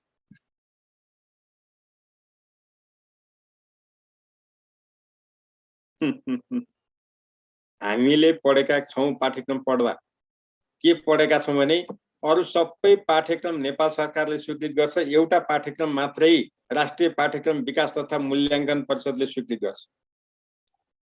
त्यो भनेको यही हो। निवेदिका अधिकारीजी धन्यवाद तपाईलाई। पढ्दा अलिकति बुझेर त्यही भएर भनेको बेला प्रत्येक कुराहरू क्वेसन हुन्थ्यो भनेको बेला पढाएको बेला तपाईहरु पढ्ने बेलामा ध्यानै अन्त जान्छ, त्यही भएर बिग्रिन्छ। यसको सही जवाफ हो 11 को ग। मुख्य सचिवको पदावधि कति वर्षको हुन्छ? मुख्य सचिवको पदावधि कति वर्षको हुन्छ? 12 मा। यो त सबैले मिलाउनुहुन्छ। ल विष्णा कुमारी विष्टजी तपाईलाई धन्यवाद। यसको सही जवाफ हो क। अर्को छ के रे विद्यालय सुधार योजना निर्माण कार्यदलमा कतिजना सदस्य हुन्छन्? विद्यालय सुधार योजना बनाउँदा एउटा कार्यदल गठन गरिन्छ, त्यसमा कतिजना सदस्य हुन्छ भन्दा 5 जना। धन्यवाद तपाईहरुलाई। फेरि सार्नु पर्यो 13 भनेपछि 14 मा जानु पर्यो। 14 मा विद्यालयको वार्षिक कार्य योजना कसले बनाउँछ? 14 मा विद्यालयको वार्षिक कार्य योजना कसले बनाउँछ? लु भन्नुस्। हामीले के थाहा पाउनु पर्यो भने विद्यालयको annual action plan, annual action plan हो यो भनेको, शैक्षणिक योजना होइन, इन्स्ट्रक्सनल प्लान होइन। त्यही भएर यो चाहिँ कसले बनाउँछ? प्रधान अध्यापकले बनाउँछ। यसको सही जवाफ प्रधान अध्यापक। शिक्षा नीति तलका मध्ये कस्तो प्रकारको नीति हो? वितरणमुखी, उत्पादन मूलक, विधि विधान, विषय क्षेत्र। यो त मिलाउनु भयो। अब सबैले मिलाउनु भयो, धन्यवाद एकदम।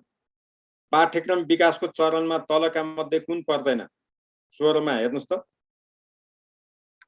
पाठ्यक्रम विकासको चरणमा तलका मध्ये कुन पर्दैन? पाठ्यक्रम विकास, आवश्यकता पहिचान, नीतिगत निर्णय, पृष्ठपोषण सङ्कलन। मधुसूदन जी तपाई पढाएको बेला कहाँ जानु भएको थियो? यसको सही जवाफ हो घ, पृष्ठपोषण सङ्कलन। ल भन्नुस् 17 मा नेपालको राष्ट्रिय गानमा कतिवटा शब्दको संयोजन रहेको छ?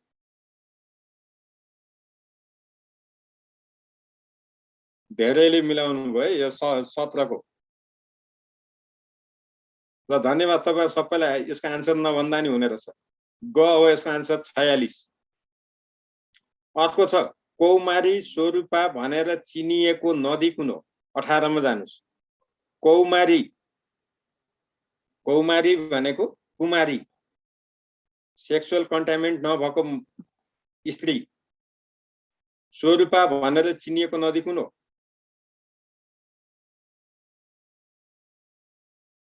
दीपजी धन्यवाद। मादी, मादी नदीलाई कौमारी स्वरूपा भनेर चिनिएको छ। कौमारी स्वरूपा। अब अर्को प्रश्न 19 मा। 19 नेपालको आर्थिक इतिहासमा 19 को पक्नुस् न तपाईहरुको। यो मैले सार्नै मिलेन। महाराष्ट्र यसलाई सार्दिन त।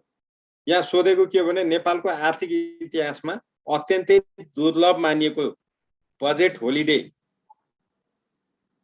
बजेट होलिडे कहिलेबाट सुरु भएको? तपाईहरुले ख भन्नुभयो। 19 को ख भन्नुभयो। जयन्तीले ए भन्नुभयो। महाराष्ट्र यसलाई सार्दिनु न। धन्यवाद। यसको सही जवाफ के होला लु भन्नुस्। नेपालको आर्थिक इतिहासमा अत्यन्तै दुर्लभ मानिएको बजेट होलिडे कहिलेबाट सुरु भएको? 19 मा। यो त हिजो अस्ति सुरु भएको थाहा पाउनुहुन्छ नि त। 2078 साल भदौ 31 गते। तपाईहरुलाई एकदमै ल्याटेस्ट कुराहरु छ। यो कुराहरु याद गर्नुस्, समसामयिकबाट सोध्न सक्छ नि। अर्को छ तपाईहरुलाई गर्ने 20 नम्बरको प्रश्न। के अरे झुमा भन्ज्याङ कुन जिल्लामा पर्दछ? झुमा एउटा गीत छ नि, राई झुमा, पश्चिमतिर गाउँछन्। झुमा भन्ज्याङ कुन जिल्लामा पर्छ? लु भन्नुहोस्।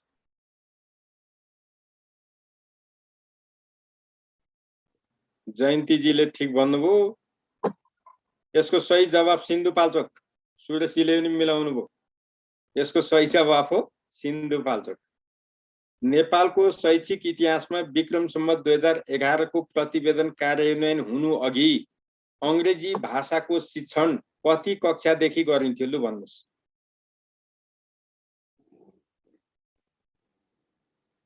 कति कक्षादेखि गरिन्थ्यो? गाह्रो बनाइदियो त, कसैले पनि ल्याउनु भएन त क्लास। यसको सही जवाफ के होला त? 21 को। लु भन्नुहोस्।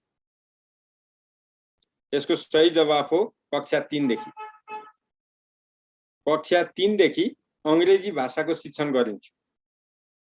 त्यो भन्दा अगाडि अब प्रविधिको आदान प्रदान गर्ने कार्यलाई शिक्षाको कुन कार्य मानिन्छ? 22 मा हेर्नुहोस्। 22 मा प्रविधिको आदान प्रदान गर्ने कार्यलाई शिक्षाको कुन कार्य मानिन्छ? व्यक्तिगत, सामाजिक, राष्ट्रिय, अन्तर्राष्ट्रिय। निवेदिका अधिकारी जी फेरि पढ्नुहोस्। तपाई मेरो क्लासमा हुनुहुन्थेन। यो हो अन्तर्राष्ट्रिय कार्य। यसलाई इन्टरनेशनल वर्क भनिन्छ। नेपालका विद्यालयहरूलाई शान्ति क्षेत्रका रूपमा कहिलेदेखि आत्मसात गरियो?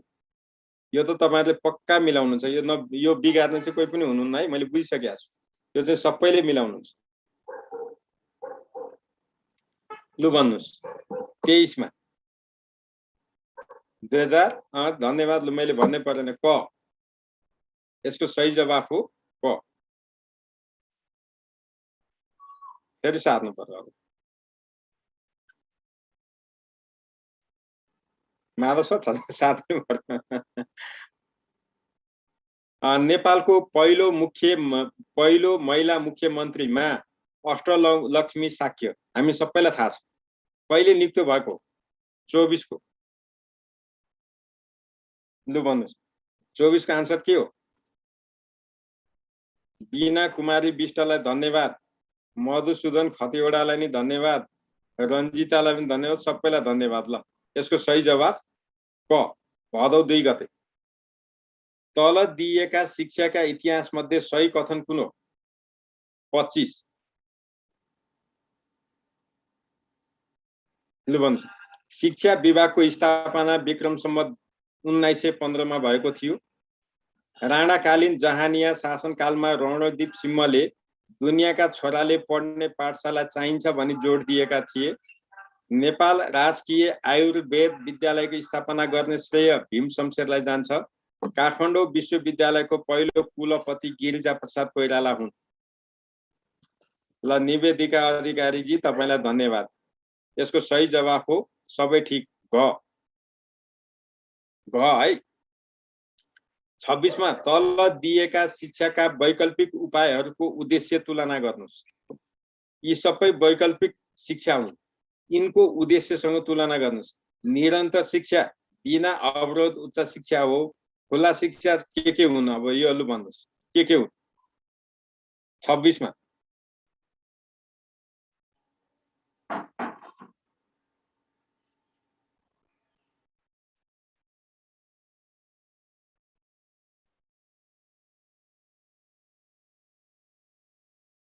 घ। ल धन्यवाद।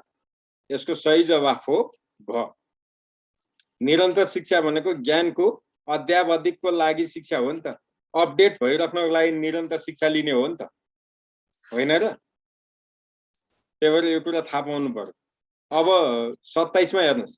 सन् 2015 मा सम्पन्न इन्चोन घोषणा अनुसार विकसित देशले विकासोन्मुख देशलाई जीएनपी को कति प्रतिशत सहायता गर्ने प्रतिबद्धता जनाएका छन्? लु भन्नुहोस्। यो त सबैले गर्नु भएको छ। लु धन्यवाद तपाईहरुलाई।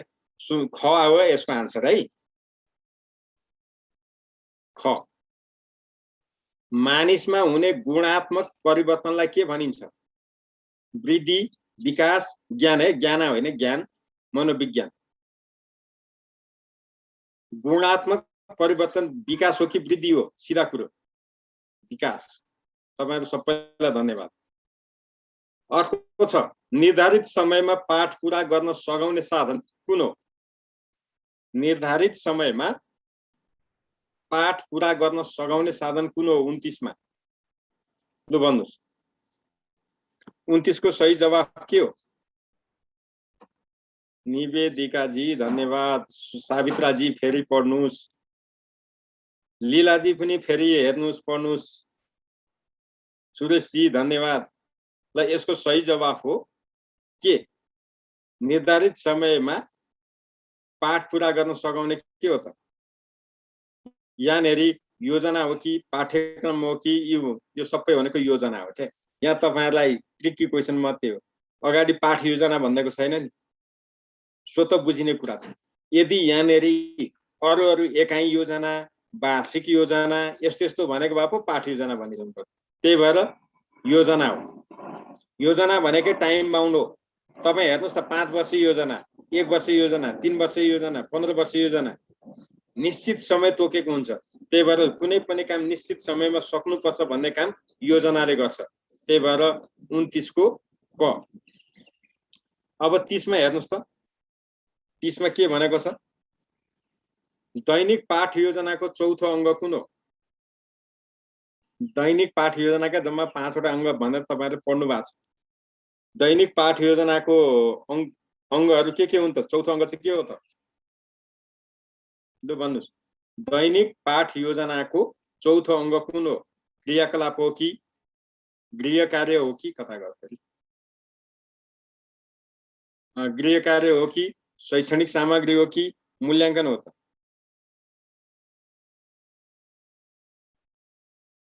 सावित्रा जीलाई धन्यवाद।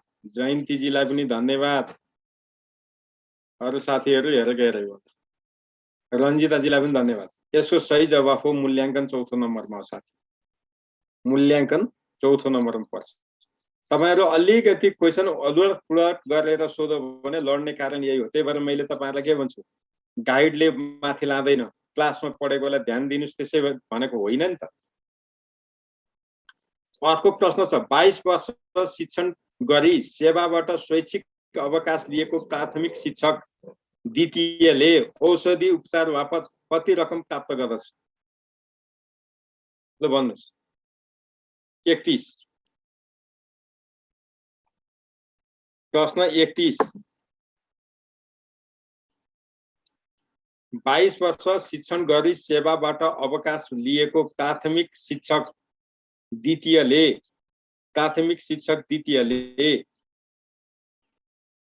औषधि उपचार बापत कति रकम प्राप्त गर्दछ? विष्णा कुमारी विष्ट धन्यवाद। अरु सबै फेरि उही हो। अघि चाहिँ कहाँबाट मिल्यो? यहाँ किन बिग्रियो? अघि के रे शिक्षक सेवाको उता टिचरहरुलाई सोधेकोमा त मिलाउनु भएको थियो। यसको सही जवाफ हो 18 महिनाको। यसमा के गर्नु पर्दैन। 18 महिनाको चाहिँ के त? त्यसमा कति थप हुन्छ? त्यो कुरा याद गर। एकछिन अलिकति तले सारौँ। 31 को सही जवाफ क हो। 20 वर्ष मात्रै काम गरेको लागि 10% थपिन्छ। 20 वर्ष 1 महिना काम 1 दिन मात्रै काम गरेको छ भने 15% थपिन्छ भनेको होइन र? बिर्सिनु भएन नि त त्यो कुरा। तपाईहरुले यहाँ झुक्याउनलाई पो त्यसै राखेको। 10%, 15% र 20% थपिदैन त औषधि उपचारमा?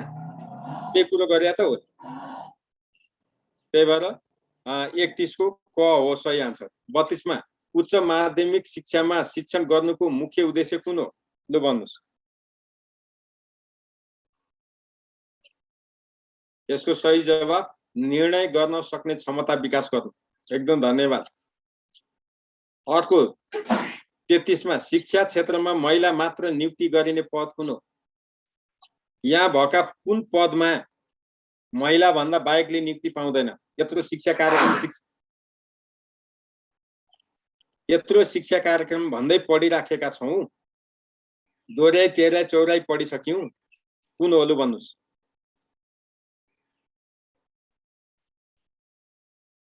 तपाईहरु त लड्ने नै हो क्या। पढाएको बेला ध्यान तपाईहरुलाई कहाँ जान्छ? यसको सही जवाफ परिचालक क। परिचालक भनेको सामुदायिक सिकाइ केन्द्रमा काम गर्ने कर्मचारी हुन्। त्यहाँ पुरुषलाई राख्न पाइँदैन, महिला मात्रै हो। एक मात्र महिलालाई मात्रै नियुक्ति गर्ने पद हो। थाहा पाउनु पर्यो नि त्यति कुरो। त्यत्रो पटक हामीहरूले सामुदायिक सिकाइ केन्द्र पढिसक्यौँ। अर्को, सामुदायिक सिकाइ केन्द्रको स्वीकृति कसले दिन्छ? हेर्नुहोस् 34 मा। सामुदायिक सिकाइ केन्द्रको स्वीकृति कसले दिन्छ? तपाईँहरू पनि मान्छे कता हो पढाएको बेला कता हो। 34 को ख। 34 को ख। विद्यालय शिक्षाको पाठ्यक्रम विकासका चरण कतिवटा निर्धारण गरिएको छ? 35 मा। लु भन्नुहोस्, विद्यालय शिक्षाको पाठ्यक्रम विकासका चरण कतिवटा छन्? क 5 वटा। अन्तबाट भनेर हुँदैन। पाठ्यक्रम विकास केन्द्रले एउटा निर्देशिका जारी गरेको छ। मैले तपाईहरुलाई त्यही निर्देशिका पढाएको छु। त्यसमै 5 वटा लेखेको छ। त्यो कुरा भन्नु पर्यो नि त। के कसो नेताजी नाक मात्रै कोट्याएर हुँदैन त, कुरो पनि बुझ्नु पर्यो नि त। ल अब यसलाई अलिकति माथि सार्नु पर्यो, 36 मा जानु पर्छ। माधव सर यसलाई माथि लग्ने कि? माधव सर यसलाई तपाईले साथ दिनुहुन्छ कि सर?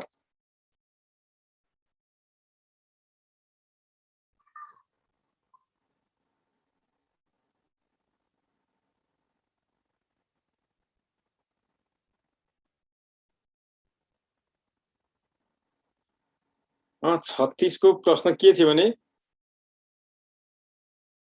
36 को प्रश्न चाहिँ विकास परिवर्तन वा परिमार्जन भएको पाठ्यक्रम र पाठ्य सामग्री सामान्यतया कहिले प्रबोधिकरण गरिन्छ भनेको छ कि के हो क्वेशन?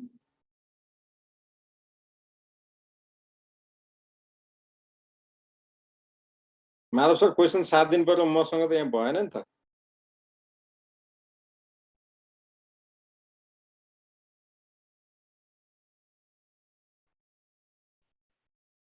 ल विकास परिवर्तन वा परिमार्जन भएको भनेको पाठ्यक्रम विकास परिवर्तन परिमार्जन भएको पाठ्यक्रम र पाठ्य सामग्री सामान्यतया कहिले प्रबोधिकरण गरिन्छ त? अरु प्रबोधिकरण भनेको डिसिमिनेसन, त्यो भनेको अरूलाई थाहा दिने, जानकारी दिने। शिक्षकलाई मूलत शिक्षकलाई अब यो पाठ्यक्रम पढाउनु पर्छ, यो पाठ्यक्रमका कुराहरू यस्तो यस्तो छ भनेर जानकारी कहिले गराइसक्नु पर्छ। परिवर्तन गरियो, नयाँ पाठ्यक्रम बनाइयो, जे चेन्ज हुन्छ, चेन्ज भएको चीज शिक्षकलाई कहिलेसम्म थाहा दिइसक्नुपर्छ? शैक्षिक सत्र सुरु भएको 1 महिनाभित्र, वैशाख भित्र। यो कुरो थाहा पाउनुस् है। 36 मा। 37 मा विशिष्टीकरण तालिकाको प्रयोग केमा गरिन्छ? विशिष्टीकरण तालिकाको प्रयोग केमा गरिन्छ भन्नुस् त 37 मा। त सबै साथीहरुलाई धन्यवाद। यसको भनेको चाहिँ उपयुक्त प्रश्न निर्माणको गर्नलाई गरिन्छ। 37 मा प्रश्न पत्र निर्माण गर्नको लागि विशिष्टीकरण तालिका स्पेशलाइजेसन ग्रिड्स प्रयोग गरिन्छ। यो चाहिँ तपाईहरुको लागि पनि त्यसरी नै बनाएको हुन्छ। अब 38 मा समालोचनात्मक चिन्तनको सुदृढीकरणको चरणमा कुन पर्छ? क्रिटिकल थिंकिङ हो यो। समालोचनात्मक चिन्तन भनेको क्रिटिकल थिंकिङ। यसको सुदृढीकरण गर्ने भनेको इम्प्रुभमेन्ट गर्ने, सुधार गर्ने चरण कुन हो? मुख्य बुदा पहिचान गर्ने, शिक्षण सिकाइ क्रियाकलापको पुनरावलोकन गर्ने, मुख्य विचारको सारांश निकाल्ने, शिक्षक विद्यार्थी अन्तरक्रिया सञ्चालन गर्ने। 38 मा यो त जथाभावी बोल्नु भयो, तपाईहरु बुझेर चाहिँ भन्नु भएन। यसको सही जवाफ हो मुख्य विचारको सारांश निकाल्ने।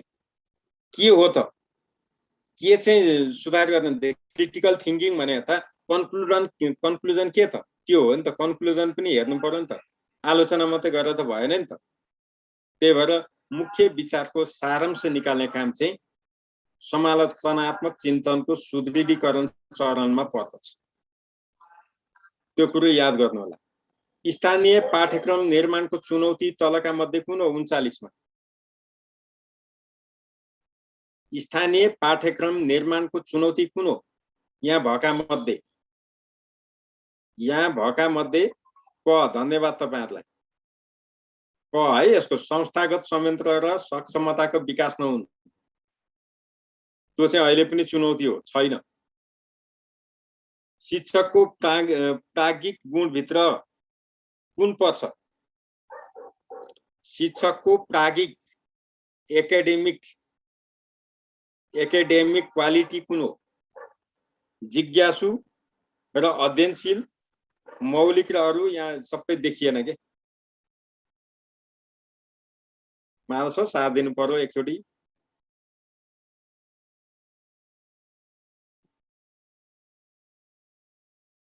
माधव सर हजुर व्यस्त हुनुभयो।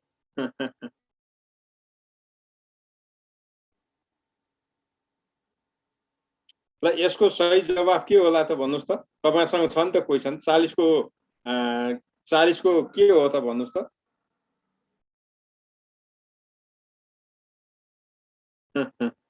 40 को जिज्ञासु र अध्ययनशील हुनुपर्छ। क्वालिटी, एकाडेमिक क्वालिटी भनेको यो।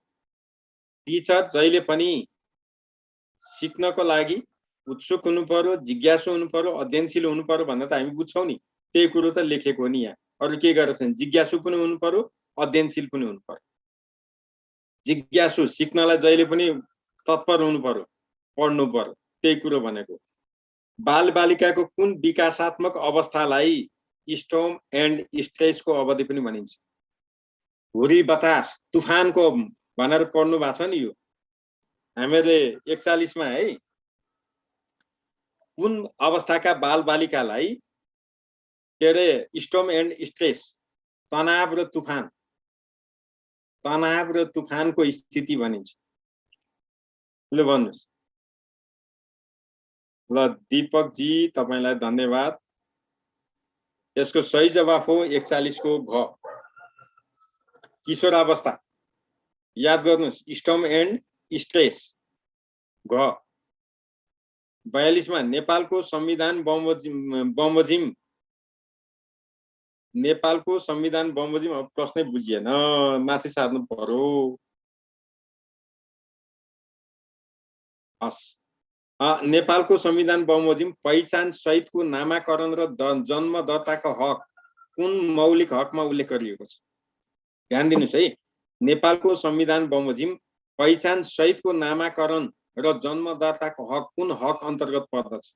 पहिचानको हक, बालबालिकाको हक, समानताको हक, स्वतन्त्रताको हक कुनमा छ?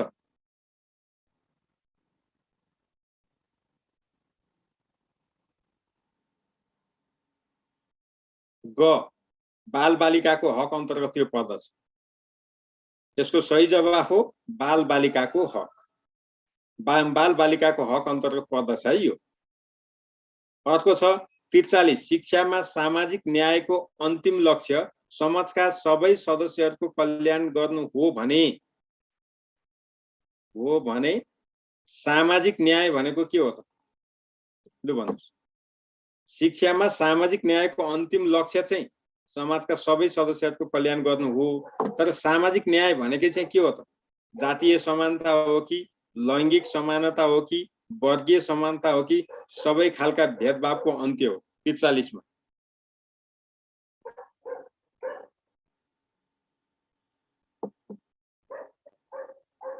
सबै हो। लौजा यस्तो पाराले हुन्छ त साथी हो। के हेर्नु पर्दैन, जातीय समानता मात्रै भयो भने लैङ्गिक असमानता हुन्छ, वर्गीय असमानता हुन सक्छ। यहाँनेरि प्रश्न लेखेको छ सबै खालका भेदभावको अन्त्य भएपछि सबै कुरो मिलेन। सबै खालका भेदभाव जे जति छन्, लैङ्गिक भेदभाव, सामाजिक भेदभाव, वर्गीय भेदभाव, ती सबै हटाइयो भने के को चाहिँ समानताको कुरा गर्नु पर्यो र परेन नि।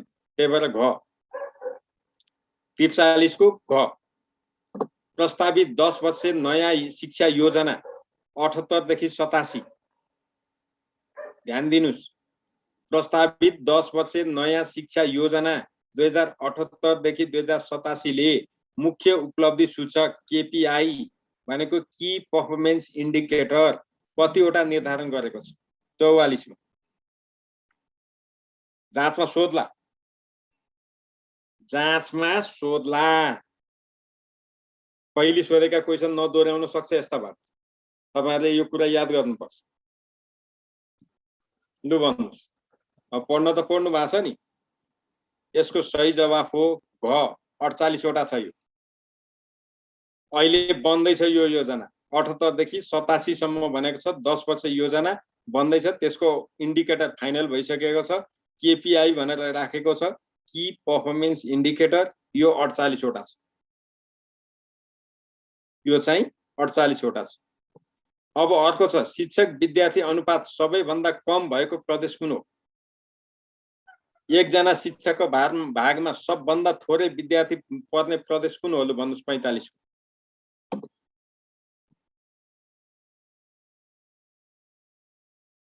तपाईहरु सबै लड्ने नै हो यसमा, मलाई थाहा छँदैछ। तपाईहरु सबैले कर्णाली भन्नुहुन्छ। तपाईहरु सबैले कर्णाली भन्नुहुन्छ, सबै फेल हुन्छ। यसको सही जवाफ हो गण्डकी। यसको सही जवाफ गण्डकी है। अर्को छ यदि नवनियुक्त प्रास भनेको तपाईहरु बिना सूचना लगातार 90 दिनसम्म कार्यालयमा अनुपस्थित रहेमा कस्तो सजाय गर्नु पर्दछ? विशेष सजाय, नसिहत, सामान्य सजाय, बिदा स्वीकृत गरी एकपटकलाई चेतावनी दिने। क्वेसन यही हो। पटक पटक पढ्नु भएको छ। लु भन्नुस्।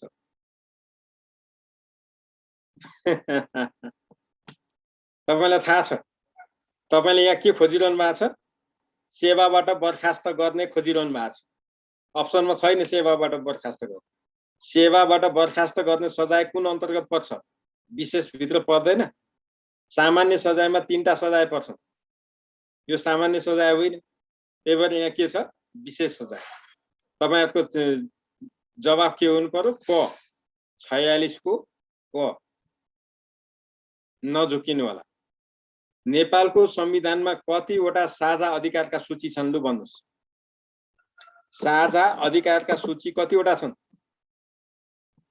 ल सुरेशीले त मिलाउनु भयो, रिवाजीले नि मिलाइदिनु भयो, रञ्जिताजीले त फेरि पढ्नु पर्ने भयो, जयन्तीजी तपाईँ पनि यहाँ त लड्नु नै भयो। के गर्ने? यसको सही जवाफ 2टा। साझा अधिकारको सूची 2टा होइन, जम्मा 5 वटा अनुसूचीमा साझा अधिकार थाहा पाउनु पर्दैन। 5 भनेको संघको, 6 भनेको प्रदेशको, 7 भनेको संघ र प्रदेशको साझा, अनि 8 भनेको स्थानीयको, 9 भनेको 3टैको साझा गर्दा साझा अनुसूची 2टा भएन त? तलका मध्ये कुनलाई शैक्षिक सामग्री मानिने? लु भन्नुस्। 48। तलका मध्ये कुन चाहिँ शैक्षिक सामग्री होइन?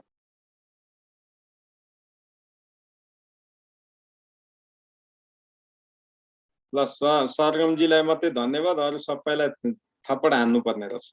यसको सही जवाफ हो पाठ्यक्रम। पाठ्यक्रमलाई शैक्षिक सामग्री मानिदैन। अरु बाँकी शैक्षिक सामग्री नै हुन्। उदाहरण भनेको पनि शैक्षिक सामग्रीमै पर्छ। मौखिक शैक्षिक सामग्री। तपाईलाई यस्तो गर्दा यस्तो हुन्छ भनेर उदाहरण दिनु पनि त्यो शैक्षिक सामग्री भित्रै पर्ने चिज हो। यही हो झुकिने भनेको। नबुझिकिन चिन्ह लगाइदिनुहुन्छ अनि बिग्रिन्छ। पाठ्यक्रम शैक्षिक सामग्री होइन। यो कुरो ख्याल गर्नुस्। अब अर्को 49 मा हेर्नुस्। व्यक्तिमा एकसाथ ज्ञान र सिप विकास गर्ने उद्देश्य राखी दिइने शिक्षा तलका मध्ये कुन? हामीले पढेका छौं शिक्षाको मोड भनेर। औपचारिक, अनौपचारिक, अरीतिक, खुला शिक्षा, दूर शिक्षा, दुनियाँ पढ्यौं। कुन हो त अब? ज्ञान र सिप 2टै दिने कुन हो? 49 मा घ। औपचारिक शिक्षामा ज्ञान पनि हुन्छ, सिप पनि हुन्छ। अनौपचारिक शिक्षाले सिपमा फोकस गर्छ, स्किल। तर फर्मल एजुकेसनले गर्दैन। डाक्टर पढ्ने के हुन्? इन्जिनियर पढ्ने के हुन्? कम्प्युटर आईटी पढ्ने के हुन्? तपाईहरु के हो? त्यही दिएको होइन? तपाईहरुलाई पढाउन सिकाएन युनिभर्सिटीले? 1 महिनासम्म इन्टर्न गर्न पठाएन, त्यही भएर फर्मल एजुकेसन नझुकिनुहोस्। ल फाइनल्ली पाठ्यक्रमको मूल्याङ्कन गर्दा सबैभन्दा विश्वसनीय र भरपर्दो आधार कुनलाई मानिन्छ 50 मा? ल भन्नुहोस्।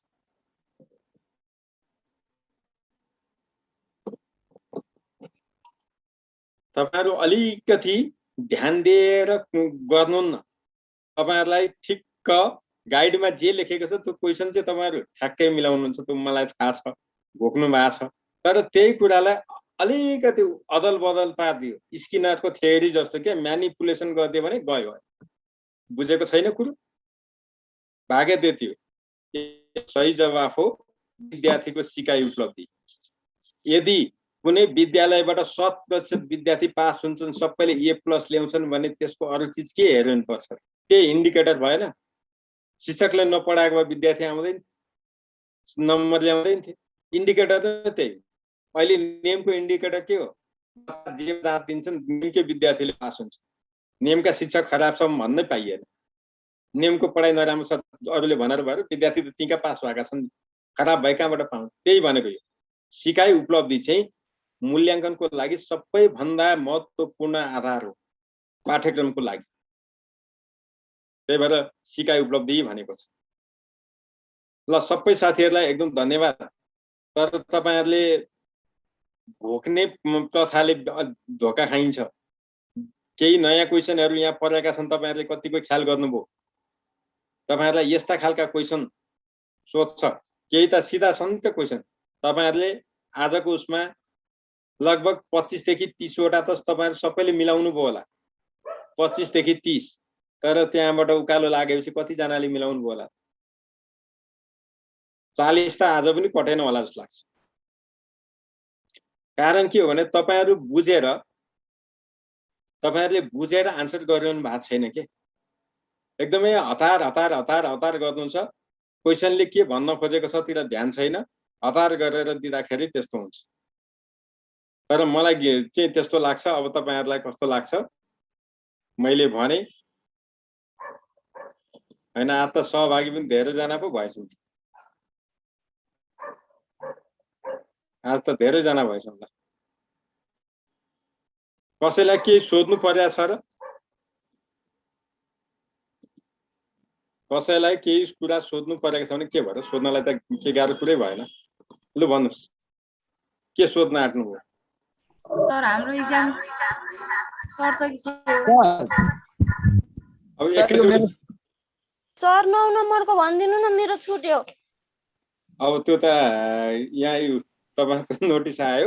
तपाईलाई अब यो आज हामी थप यसमा प्रश्न उत्तर किन लिन सकेन भने अर्को कुनै प्रश्न हामीसँग क्लास 5 बजे अर्को क्लास छ, तरको थप प्रश्न लिउँला। र आजकै प्रश्नको उत्तर यदि बुझ्नु भएको छैन भने तपाईहरुले भनेको थाहा पाउन गाह्रो भएको छ भने कृपया तपाईले हाम्रो सेडे पिपालको युट्युब च्यानलमा यो भिडियो सुरक्षित गरिएको छ, तपाईले हेर्न सक्नुहुन्छ।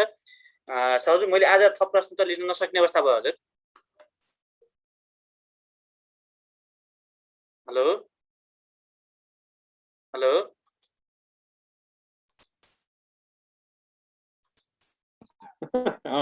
सर मैले बुझेँ सर, म bye bye. Thank you sir, thank you so much sir, धन्यवादहरू।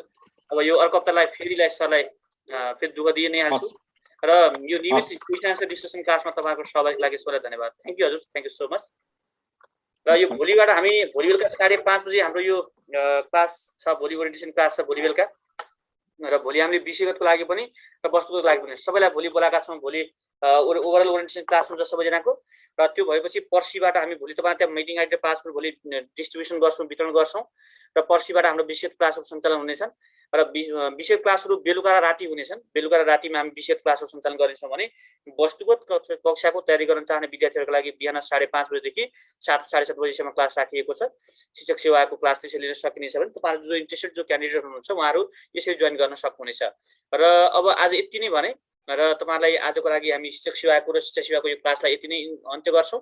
र तपाईहरु सबै विद्यार्थीलाई धन्यवाद। र यो सम्बन्धी जानकारीहरू भने तपाईले यहाँ पनि हेर्न सक्नुहुन्छ। स्क्रिनशट गरेर शिक्षक सेवा के छ बुझ्नुपर्ने भने यसैमा लेखिएको छ। अहिले फोन गर्नु परेन। एकैचोटि तपाईले भोलि असोज 3 गते बेलुका 5:30 बजे, बेलुका ठिक 5:30 बजे जोइन गर्नु होला अनलाइनमा। जोइन गर्न सक्नुहुनेछ र अनलाइनमा जोइन गरी फिजिकली हो भने बिहान आउन सक्नुहुन्छ। अब्जेक्टिभ फर्स्ट पेयर पढ्न चाहने विद्यार्थी फिजिकली जोइन गर्न सक्नुहुनेछ भने सब्जेक्टिभ पढ्नको लागि भने तपाईँहरू अनिवार्य अनलाइनमै पढ्नुपर्ने छ। तत्कालका लागि अनलाइन सब्जेक्टिभको लागि अथवा विषयगतको लागि हामीले अनलाइन क्लासको मात्रै व्यवस्था गरेका छौँ, भौतिक क्लासको व्यवस्था तत्काल गरेका छैनौँ। शिक्षक सेवा आयोगको प्रथम पत्र अब्जेक्टिभ जुन पार्ट छ त्यो पार्ट चाहिँ तपाईँले यदि अनलाइनमा पढ्न होइन फिजिकल्ली भौतिक रूपमा पढ्न चाहनुहुन्छ भने भोलि बिहान 6:30 बजेदेखि आउन सक्नुहुन्छ। भोलि हामी छलफल गर्छौँ, ओरिएन्टेसन क्लास गर्छौँ र पर्सिबाट हामी क्लास गर्छौँ। यति अनुरोध गरेँ र थ्याङ्क यू सो मच सबैलाई धन्यवाद, धेरै धेरै धन्यवाद। हामी भेट्छौँ भोलि बेलुका 5:30 बजे ओरिएन्टेसन क्लासको लागि। Thank you all. र यसपछिको पालो हाम्रो ब्याङ्किङ सेक्टरको र ब्याङ्किङ हाम्रो क्वेसन एन्सर डिस्कसन क्लासको लागि हाम्रा विद्यार्थी सहभागीहरू जोडिसक्नु भएको छ। तपाईँलाई पनि स्वागत छ र हाम्रो शिक्षक सेवाको विद्यार्थी सहभागीहरूलाई तपाईँलाई धेरै धेरै धन्यवाद। Thank you so much. सबैजनाको समय शुभ रहोस्। Thank you all. Take care. Bye bye. See you.